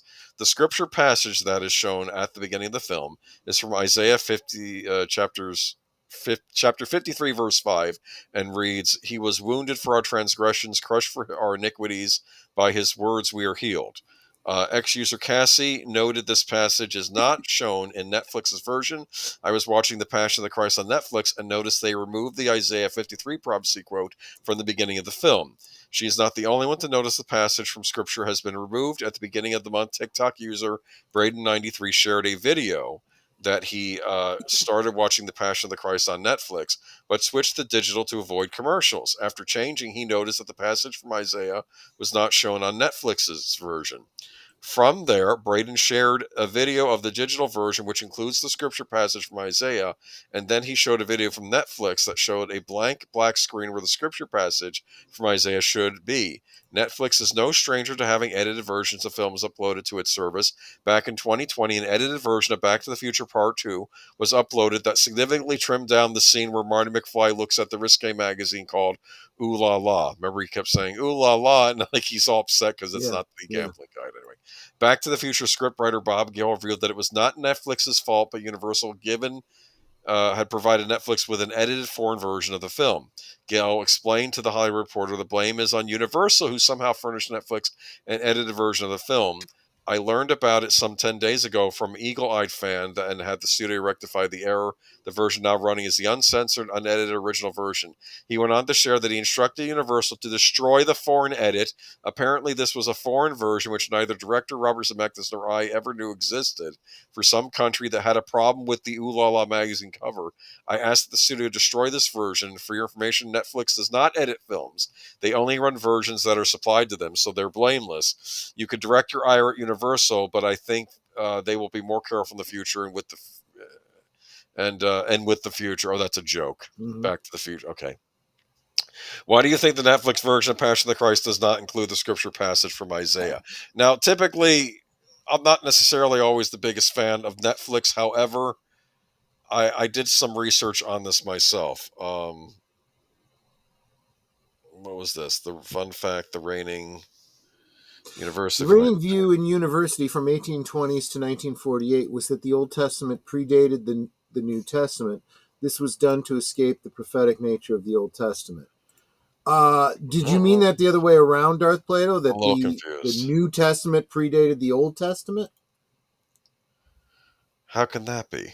Because that doesn't stand up to archaeological scrutiny, especially since the discovery. Oh, the other way. The other way around. The other way. Yeah. Okay. That makes sense. That makes more sense. But that unless what you're saying is until 1948, because you kind of can't continue to make that argument after the Dead Sea Scrolls were found. Okay, so I have digital copies of The Passion of the Christ. I also have access to a subscription to Netflix, so I went ahead and watched it. The version on Netflix is Passion of the Christ recut. I think this was another version that Mel Gibson supervised. That's a little less bloody than the Mm. original theatrical version, which it didn't shy away from a lot of the pain that Jesus went through, during that final day, but. Uh, it's like re-edited by a couple minutes, so maybe they cut down some of the more explicit stuff. I don't know. I've not watched the recut version, but I went and started the Netflix recut version, and I see that the prediction is gone. So I'm thinking, oh, maybe they just removed this from the. This is just not in the recut version, but it was in the theatrical version that people are more familiar with. But then Mhm. I go on. Okay, so I go on Vudu, and because I Mhm. have a digital copy of Vudu because it came with the DVD I got. I watch, and on Vudu it's the regular cut on my Vudu. So I watched it on Vudu, and it does Mhm. indeed contain the Isaiah prophecy. I then go Mhm. over to Movies Anywhere because I remembered on Movies Anywhere you got a special feature of being able to look at the recut version or the original version. So I then clicked on the recut version. The recut Right. version has the prophecy, but the original version on Movies Anywhere does not have the prophecy. So now it's reversed from what I just saw. So on Netflix, it's the recut version that's missing it. On Movies Anywhere, it's the recut version that has it. Well, the theatrical doesn't have it. This this None of is this makes any I'm sense getting to a me. But on headache. Vudu, the This theatrical is version has it.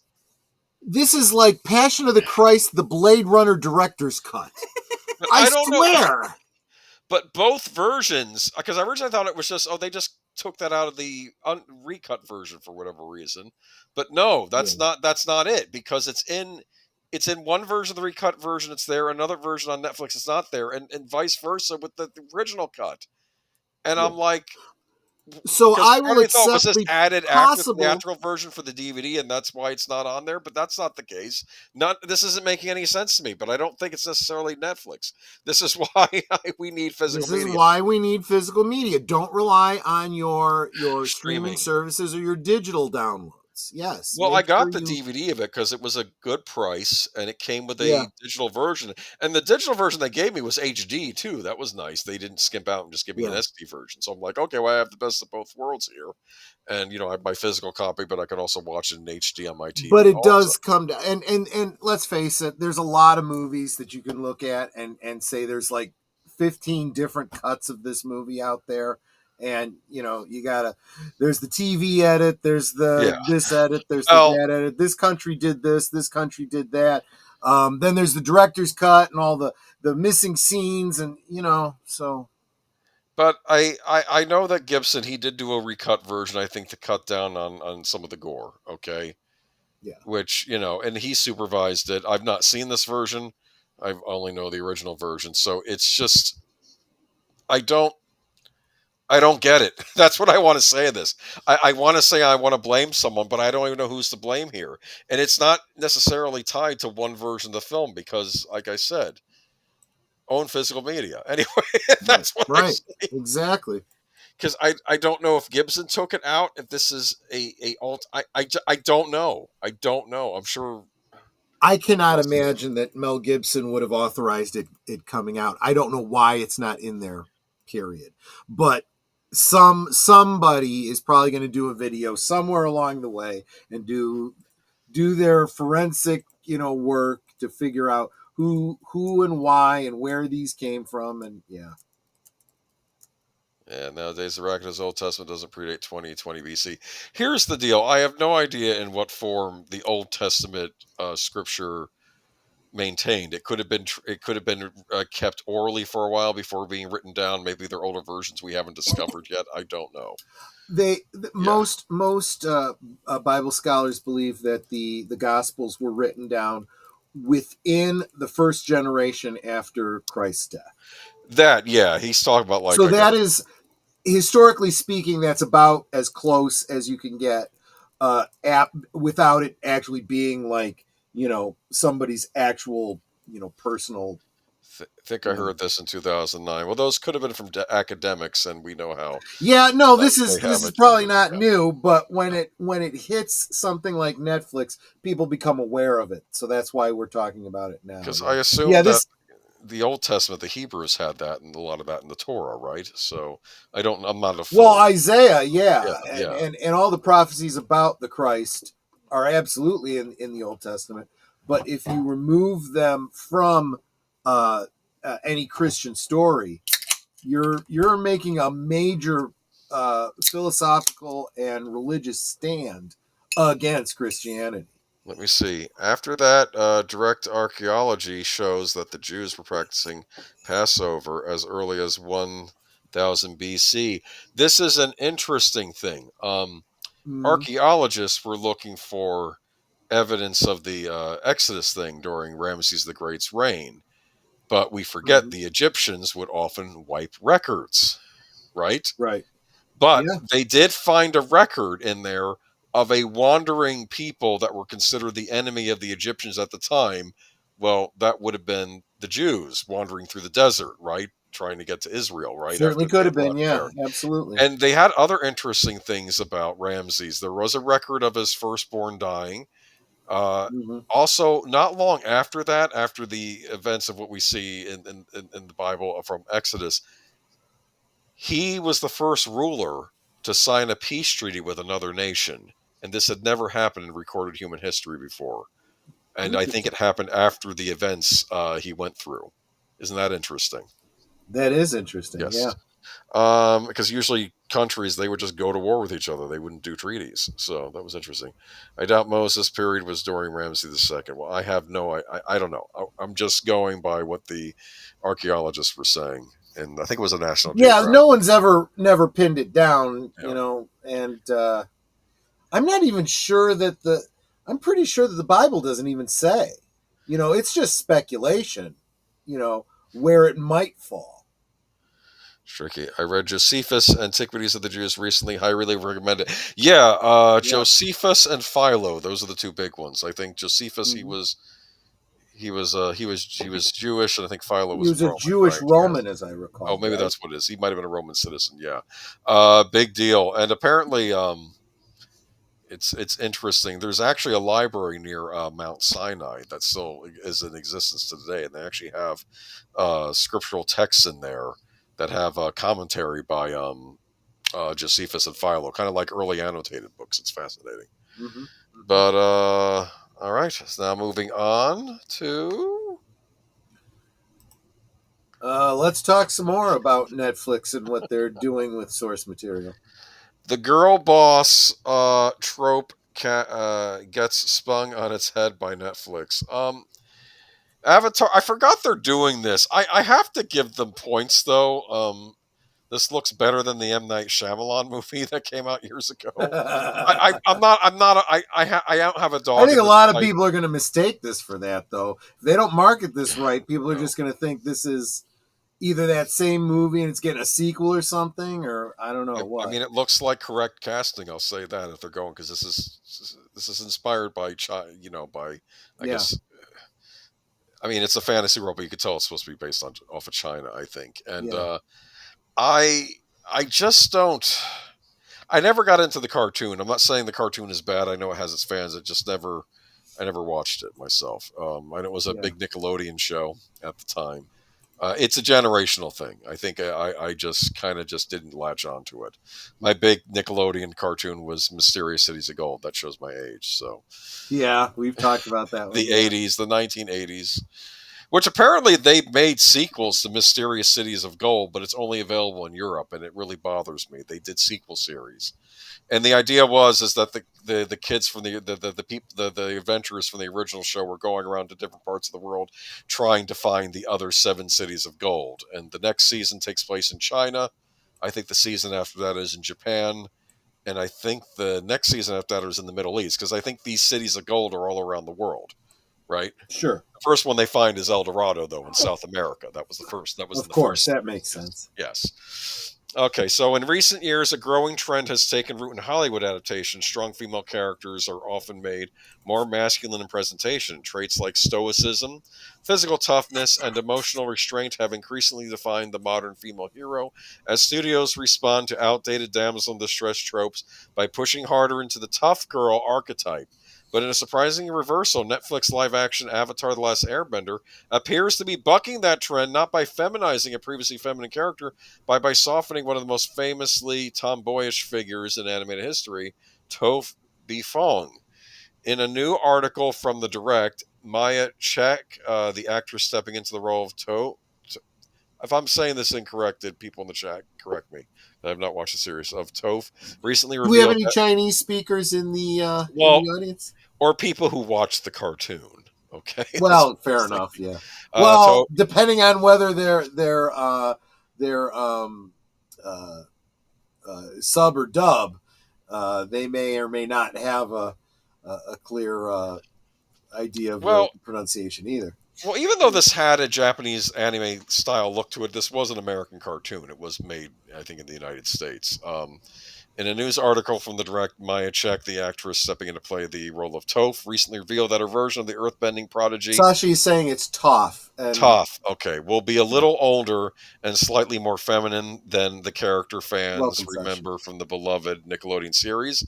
For longtime Avatar fans, this might seem like an unexpected turn. Toph is the quintessential tomboy, gritty, sarcastic, unkempt, and fiercely proud of her independent and raw strength.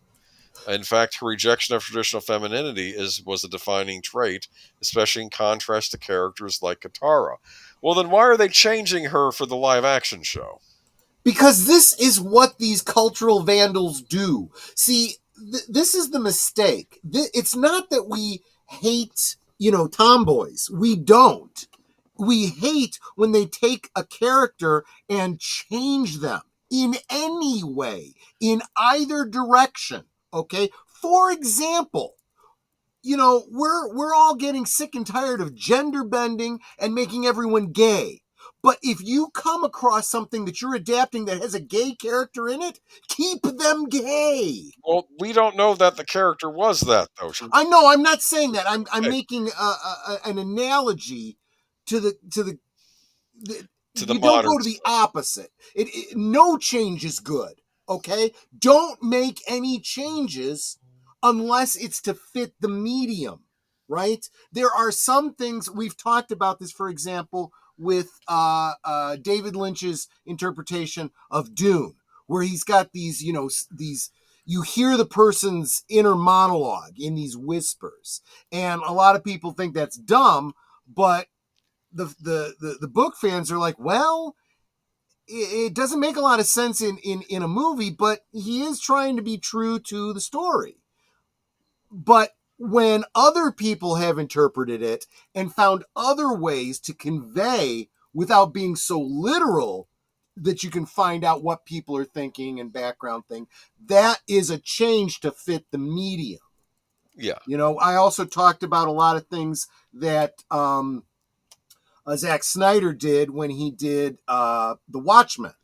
He changed some major story points just because it made more sense in the medium he was working.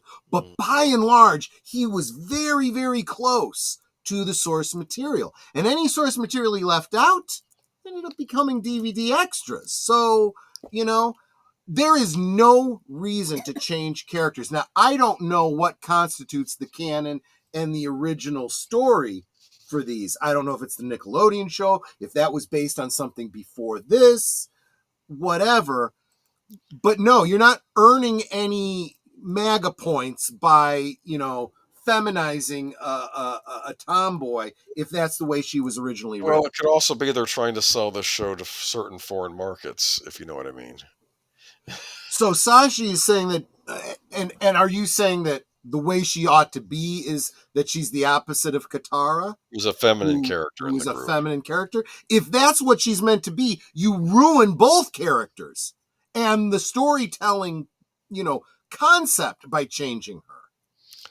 Too many blind jokes soft scored every episode? I do not. Because she can't see the score. Oh, is she blind? I didn't realize. Okay. Adrian Toph had two daughters, and in a flashback, we do see an older Toph who was a little ladylike. Okay, like I said, don't even know what this show is. Darth Plato, Avatar: The Last Airbender was a very popular Nickelodeon cartoon series that got a lot of acclaim back during the aughts. I didn't watch it, I think, because for some reason Nickelodeon, I stopped watching stuff on Nickelodeon after I discovered MTV cartoons, and then I moved on to Toonami cartoons. For some reason, I just never got into the Here you go. In Nickelodeon the cartoons. original cartoon, Toph and Katara were at odds. Then, as they progressed, they learned to accept each other. Well, you don't get that kind of character development if you don't have them start out at odds, right? You cheat both of those characters of their character development and the friendship that may end up, resulting from that. In other words, you don't just change things and think, oh, this is okay. No, there is a reason these things are done. You also don't, bust down a wall because you want to open up the house and then knock down a support pillar in doing so. Samuel Procter, know what you're doing before you make changes. Samuel Procter highly recommends all you guys watch the original show. Troy, Netter, and Boomer. You guys would love it. You know who's a big fan of this show too is Katie Nicolau. Katie Nicolau. She has a whole series on her channel talking about it. Yeah. Yes. And I remember I believe Mark Hamill plays the voice of the main bad guy on this series. Okay, now I'm not interested. Oh, it was before he was running it. He did the voice of the Joker back in the 90s. I'm not going to stop watching Batman the Animated Series. Just he did a lot I'll of just pretend it's Joker's voice doing the voice. There you go, yeah. But Mr. J, yeah, exactly. But this one comes to us. Yeah, this one is the final nail in the coffin for any of you still holding out, any faith and belief that Jon Favreau's going to save Star Wars this time for sure. It's very odd that they had this whole Star Wars celebration during Easter weekend. I don't know. You figure they would have done. I mean, they were in Japan though, so maybe that's why. But we're not going to get another Star Wars. We got some great announcements out of Hasbro and their toys. They're putting out a Stormtrooper with a bazooka. That's exciting, right? Are you excited about that? I like bazooka. I can't tell. Okay, it's okay. How about a Bazooka Joe Stormtrooper, huh?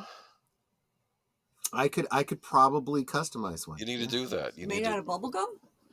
I could make them out of bubblegum. I was Bazooka thinking. Joe bubblegum. Didn't Bazooka Joe? Was he the one that had the bandana? He has a comic strip that you got with each of the bubble. Yeah, I remember that. Yeah. I really liked grape Bazooka Joe. If you could find the grape flavor, that was incredible. I recommend. I liked it. Yeah. I like the regular Bazooka Joe too. It's been a while since I've. Do you remember Bazooka bubblegum being really hard initially? Very hard. My dad gave away Bazooka Joe bubblegum he was a barber. So, you'd either get one of those safety lollipops, the kind that had the loop so you could go on to it. I remember those. Or Bazooka Joe bubblegum. Yeah. Well, I'm fine with either of those. But yeah, let's get into this. Let's kind of tell them. And welcome, by the way, Matt Anui. Thanks for being here. And Jonathan Conroy. Acclaimed. I thought I said hi to you earlier. Maybe not. I don't remember. Sorry. I love the fans. I got to say hi to everyone in the chat. Go on. Hello. Yes. Acclaimed director Jon Favreau calls Dave Filoni his mentor at Star Wars Celebration 2025. The Mandalorian and Grogu director that kind of speaks directly against the narrative that we all believed, that anything that we liked about the early Mandalorian and whatnot was because of Jon Favreau. Well, apparently not. If he took if he was mentored by Filoni, then it's all because of Filoni. Filoni's your guy. I can't believe this is the man who directed Swingers.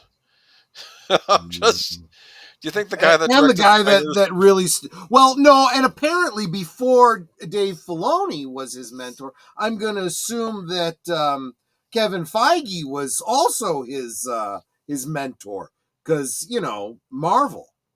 He played Rocky Marciano in like a biopic. I don't understand what's going on with Jon Favreau now. Okay.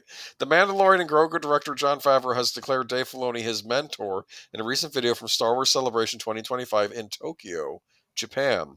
The comment has raised eyebrows given the volume of work and the disparity in gravitas between the two. Referring to Dave Filoni as a mentor is odd given Favreau is older, far more accomplished cinematically, and has worked for many studios, companies, productions, etc. While the intent of this article is not to belittle Filoni, he has essentially been a Star Wars cartoonist until ascending to far more at Lucasfilm in the last decade. Both men are now central figures in Disney's Star Wars revival, and together helped launch The Mandalorian, the first live-action Star Wars series, and a critical win for Disney+. But while their collaboration is often discussed as a partnership of equals, a closer examination of their careers reveals a significant gap in cinematic accomplishment. Simply put, Jon Favreau has built a multifaceted and influential filmography across multiple genres and mediums, while Dave Filoni's background remains heavily rooted in animated television. Jon Favreau's ascent in Hollywood began with Swingers 1996, a cult classic he wrote and starred in. While that film showcases comedic chops and sharp dialogue, it was only the beginning. In 2003, he directed Elf, the Will Ferrell Christmas comedy that became an instant holiday staple and grossed $220 million worldwide, establishing Favreau as a director with mass market appeal.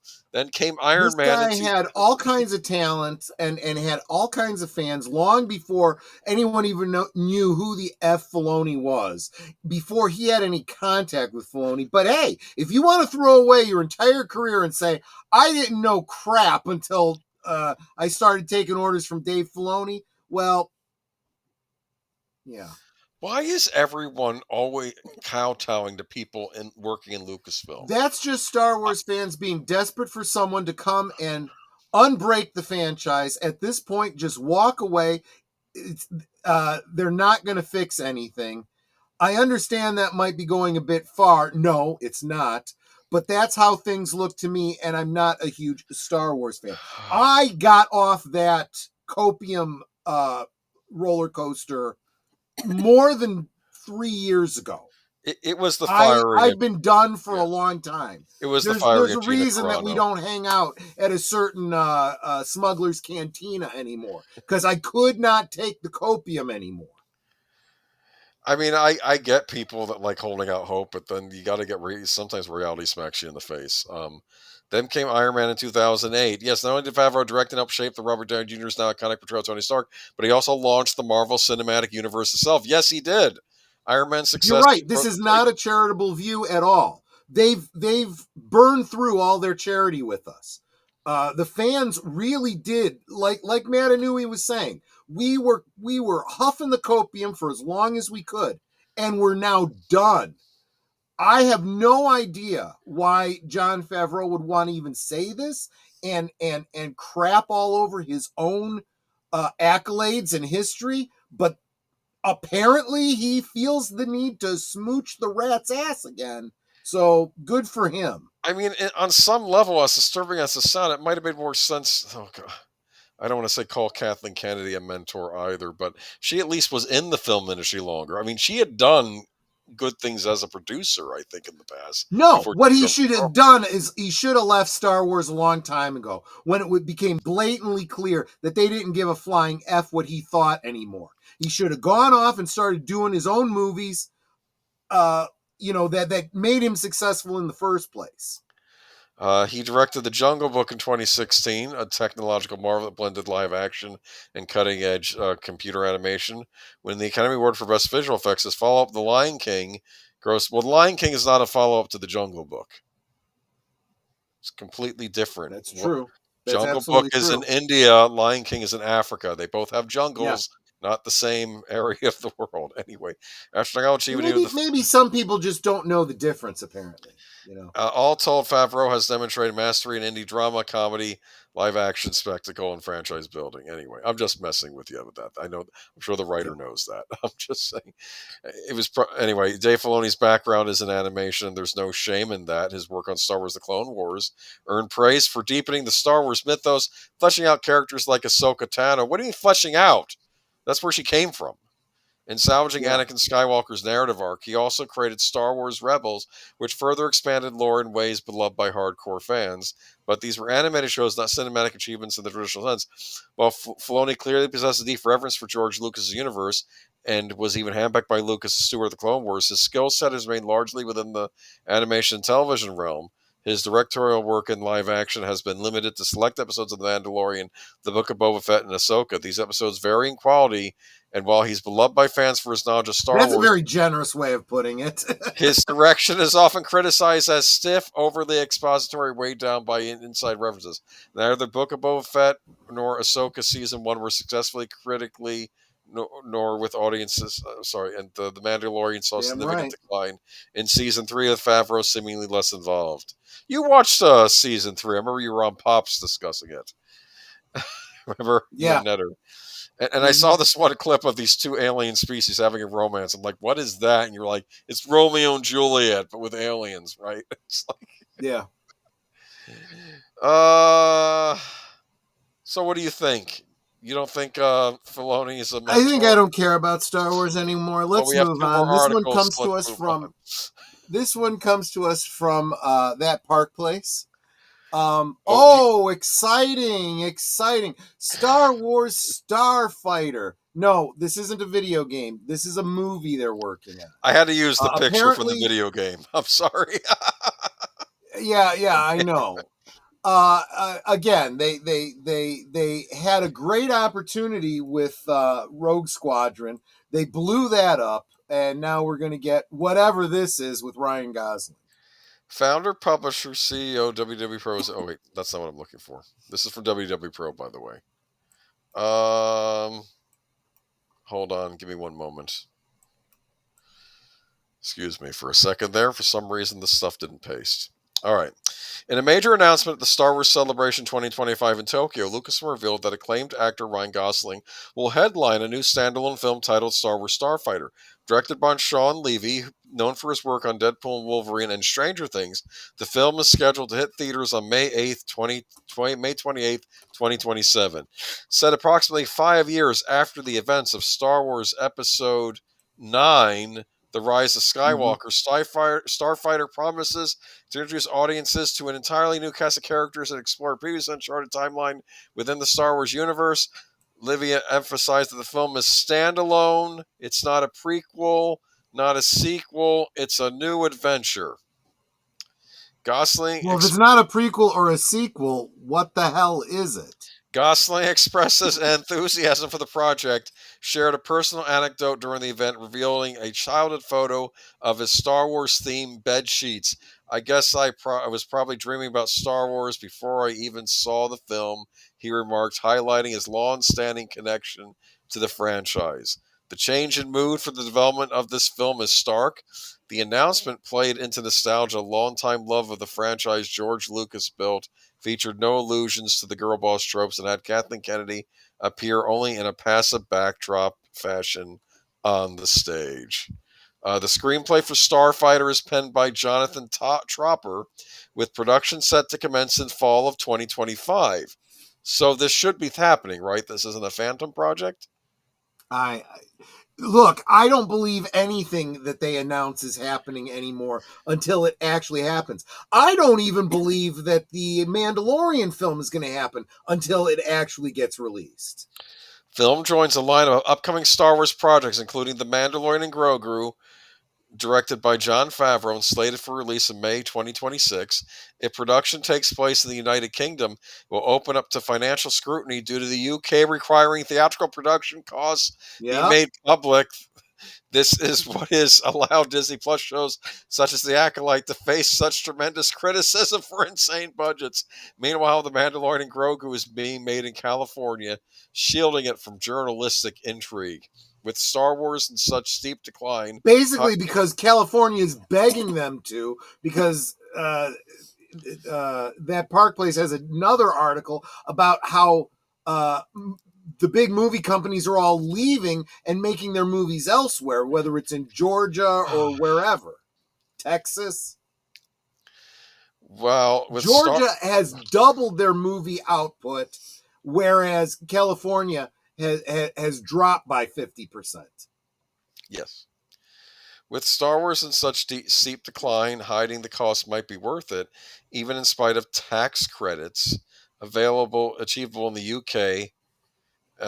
With Gosling's involvement and a fresh narrative direction, Star Wars Starfighter aims to captivate both longtime fans, like Troy over here, and newcomers alike, like anyone. Sashi, do you like Star Wars? This might be your entry point.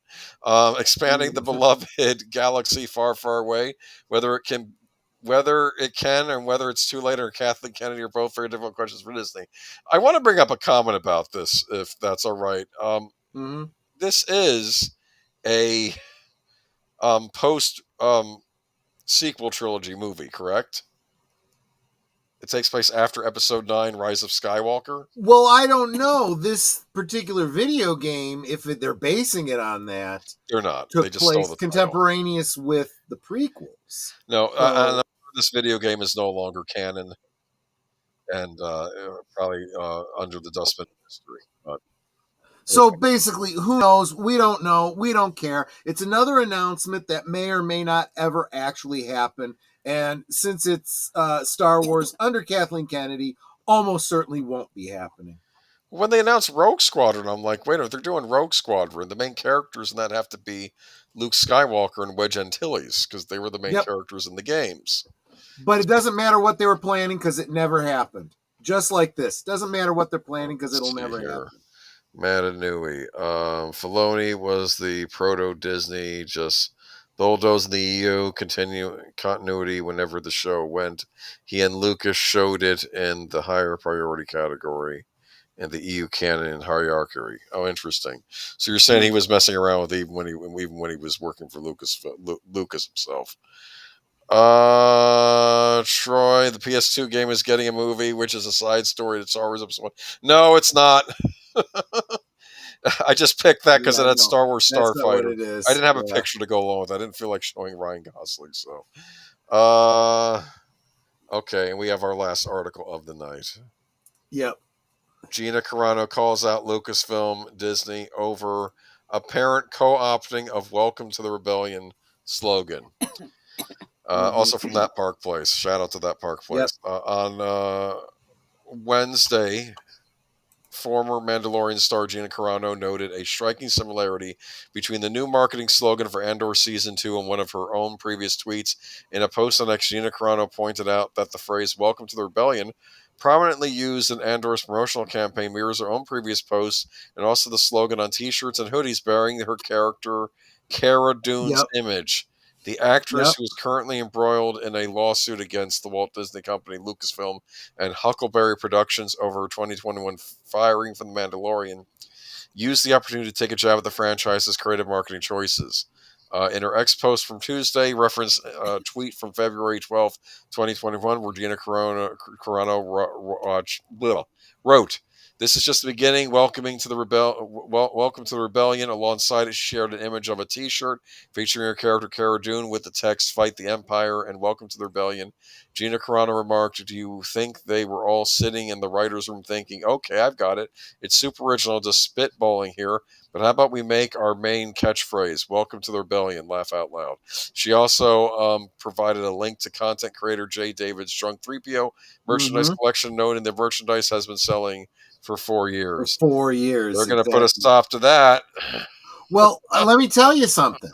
This all, I think in all of this, and we'll see if they actually get to this, but this does seem to be a big pivot away from their whole resistance. The resistance. It's all about the resistance, and everyone's going, "F your resistance. We don't care about your sequel trilogy. We're not riding, the resistance thing. We're not going to your resistance park. We don't care, and we're certainly not going to your resistance cruise that doesn't actually go anywhere." Yeah. And so now they're going, "Oh, okay, well, we'll go back to the Rebellion," apparently. Anyway, I don't know. I know that these are the big announcement from Star Wars Celebration. Yeah. Nobody cares.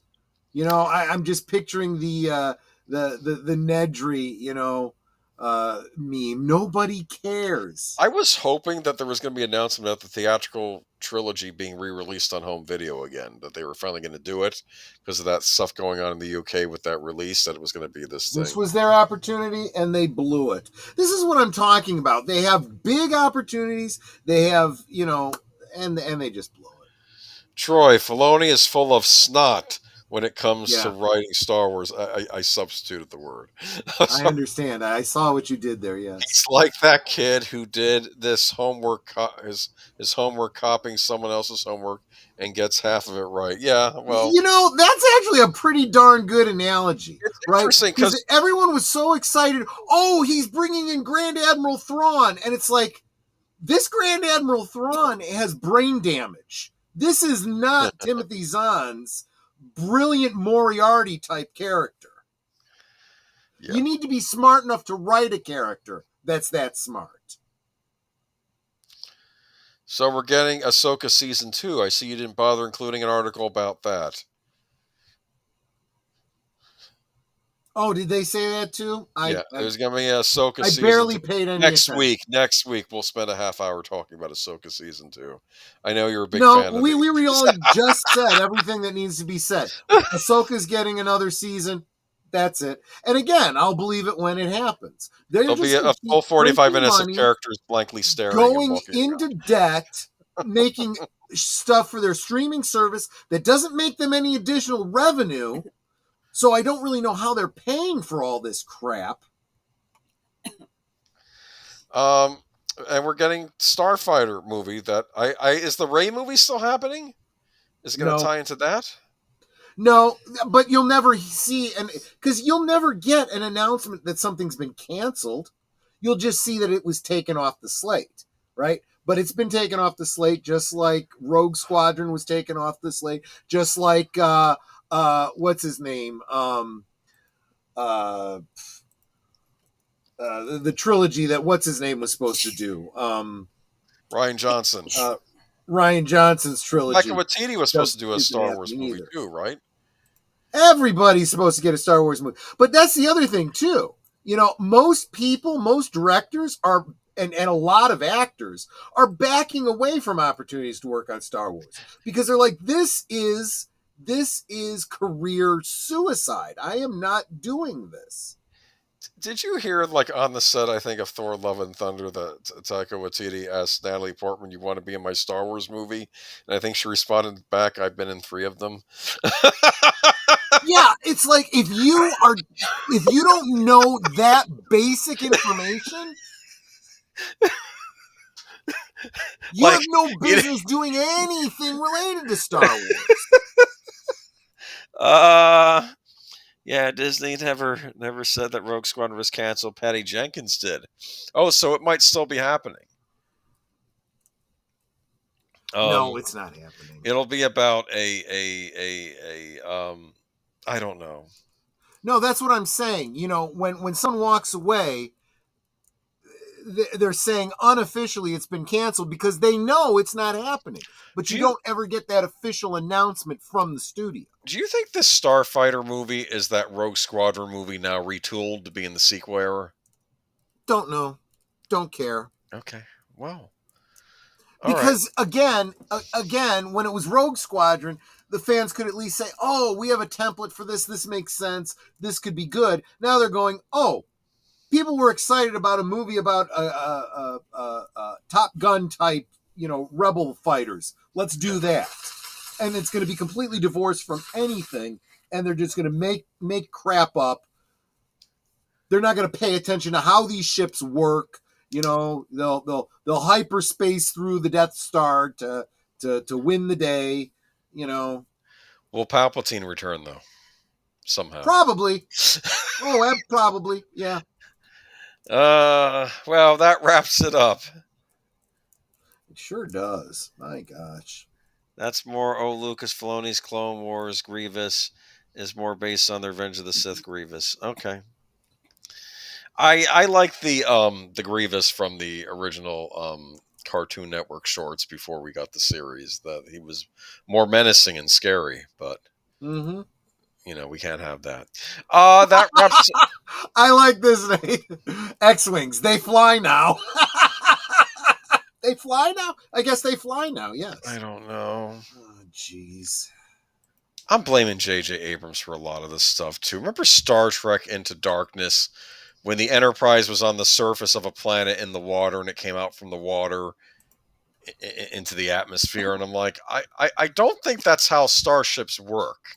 No, it is absolutely not how they work. You can't land a starship on a planet. They're not even built on planets. They're built in space. They're not made for that. You can have smaller ships like a Bird of Prey, or like Defiant from Deep Space Nine. Those could land on a planet, but not a.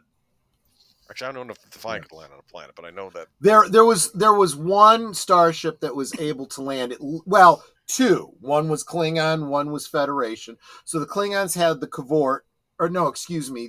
the Burrell class scout that could land on a planet, and the Federation had the Intrepid class.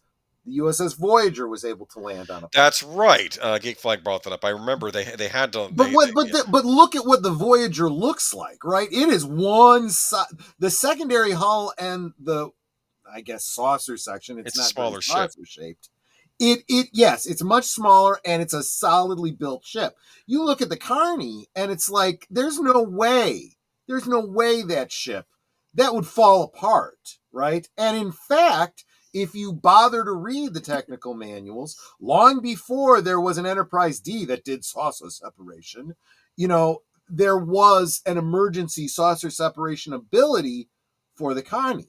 But it meant it wasn't like it could hook back up again. There was explosives in the neck of the ship. This was to save the crew or something, right? Yeah. Yes. You get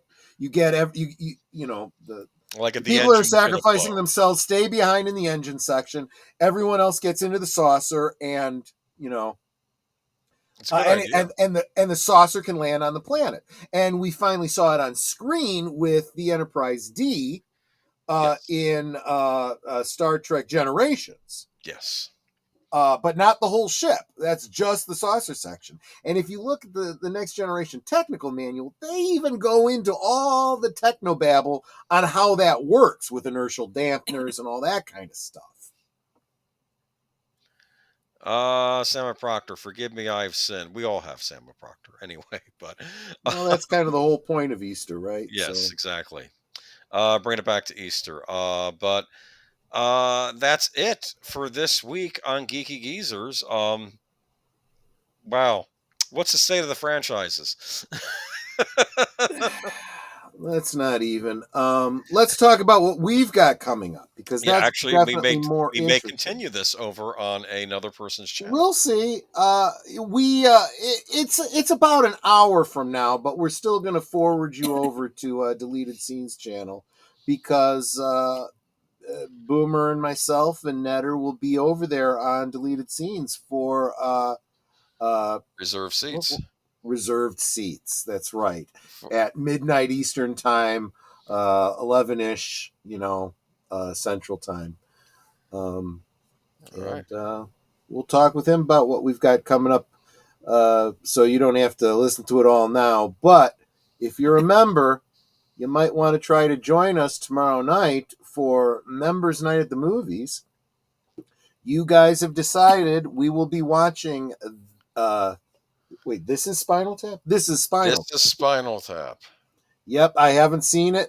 So I'm not sure if everyone just really wants to see the movie, or they just really want me and Netter to see it because we haven't seen it. They want to see your reactions.